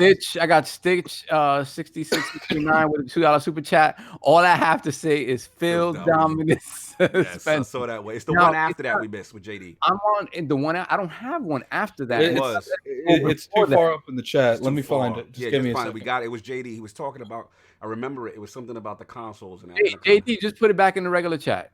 If he's there, yeah, because we want to shout you out, brother. All right, it is the 299 Lockhart, half the memory, GPU, and downclock to reduce cost of cooling, and Akata twice the PS5 memory and 50% faster CPU with CPU 10 cores and 30 more GPU. 30% more GPU. Yo, shout out to Dizzy. I've never seen King fraud so much. You owe me. King trying to win. Like, y'all understand. Crown your Lord. We can't have Solve out here doing this dominating. I just want to point out, JD, if I butchered that, it's because like on the other screen that you have to look at super chats, they're really small. You can't really you have to scroll down it, so that's why it was a little bit harder there. No doubt. Paul, let's get out of here, man. Jackson. Kojima Jackson, you didn't stupid. ULP Paul. Mr. Jackson, if you're nasty. If the rumor regarding Horizon Zero Dawn having a PC release turns out to be true, how does that affect your view regarding Sony first-party exclusives moving forward? The choices are A, don't like this direction. Sony first-party should remain exclusive to their platform. B, this is the future of gaming. Benefits Sony financially and more gamers play the game. Or C, I don't care until it's my favorite Sony exclusive that ends up on PC. But look, JD, we would love to have Jeff on here and ask him about the fix. I highly doubt he would ever do. You know what? Everyone in the chat, tweet Jeff and say, come on ILP. Listen, that's the day I'm going to have to recuse myself. You got to recuse. Everyone in the chat, go on Twitter, tweet Jeff and say, come on ILP. Tag us. Yo, let's get up out of here. Salute Lord Flannel Fox once again. It was fantastic to have him in the realm. Lord Addict, where can people find you? What you have going on, sir? You can find me reviewing Pokemon in the next couple of days. I don't even know how I'm going to approach this, but we'll figure it out. We'll figure it out together as a community. No doubt. Lord Solve, where can people find you? You can find me nowhere. I got to go to work. Oh, damn. We got to get out of here. No, it's a late one. Lord King's in the bushes. No, I'm not. I'm right here. Okay, Adam. Okay. No. What I was doing, I was making Optimus Prime turn up That's how King's gonna come into IOP next week when he lost. Yo, whoever this Crown Your Lord, this is a fun one, yo. Yo, King win, I'm gonna be tight, son. If he stuck to the script and win, I will be tight. Listen, you can find me on Twitter. Out here actively bashing trolls in the mouth. King David OTW. Hey, you troll. Look at this. This will make you upset, right? You like the pocket watch here, troll. There you go. No. Now I do like the support of all the people that's out here. I really love to see all of your guys' collection. It was really phenomenal. It was the best things that I've seen in a long time. I saw a guy who actually had the old school Dreamcast and everything. He even had old school CRT television, and we started off beefing, but we follow each other now. And I'm looking at his collection, and it's beautiful stuff. Guys, keep collecting, keep doing what y'all doing. Y'all can see KOS where I got some other stuff. I have some stuff in the box that I'm gonna put out soon. I'm gonna do something different for you guys. Also go to lordsofgaming.net where Lord Addict busts his behind in these gaming reviews and stuff like that, and in very hard games. This guy is no joke, actually, to be honest with you. And we have superior writers that are there. The team is fire right now. Phenomenal stuff. And I'm not saying it because I'm part of it, but I'm saying it because it's true. And go to the Teespring store and go get those Lords of Gaming. And can I see that Lord's game one more time? It matched the gold. It matched the cheese. You know what I'm saying? No doubt. Yeah, but just definitely, and make sure you tune into the last word. If you're into Destiny and stuff, Cog and Lordy Montes is out here spilling all the tea and giving you everything that y'all need to know going forward. No doubt. You already know. Again, salute to my brother Ebontis. We got a fun last word up with Teaser Teddy for IGN Fireteam Chat Associate. You know what I'm saying? It was hilarious. Please check it out if you want your Season of Dawn fix. Again, like King said, LordsOfGaming.net. This is where it's at right now, man. We are bubbling. We are cooking. Salute to all the writers: Centurion, Mahmoud, Gene Schaefer, Gondor's Condor, Dizzy, Undead. It's just, we moving, baby. It's moving. It's so many names. I can't even. We out here, man. Mike P. The Truth, Anchorman. It's crazy. You know what I'm saying? LordsOfGaming.net. Please support. We can see the articles up, man. We retreating mods. Lord Mods, the technical Lord, you know what I'm saying? You already know what it is. So yeah, please support. Again, the chat was fantastic. Over like 150 yard a day. Outstanding. Again, TheFlannelFox, no doubt. Salute. Next week, we will be doing, most likely, hopefully me and Attic will do a live stream of the Game Awards. And then next Sunday, Crown Your Lord. Who will be the winner? Will King's Frauding earn him his first Crown Your Lord? King, don't worry, man. I'm not calling you a fraud. I'm right there with you. You know what I'm saying? That is the question. You already know, King. King, you gotta tell these people the truth. Last year we took this L hard. All right, we knew next year that ain't happening again. Right. First year was Cog. Second year was Solve. Who will crown your This Lord? year's Addict. Megatron, what's up? Slow-mo, what's up? You already know. Everybody enjoy your Sunday. Thanks for rocking out. We are out of here.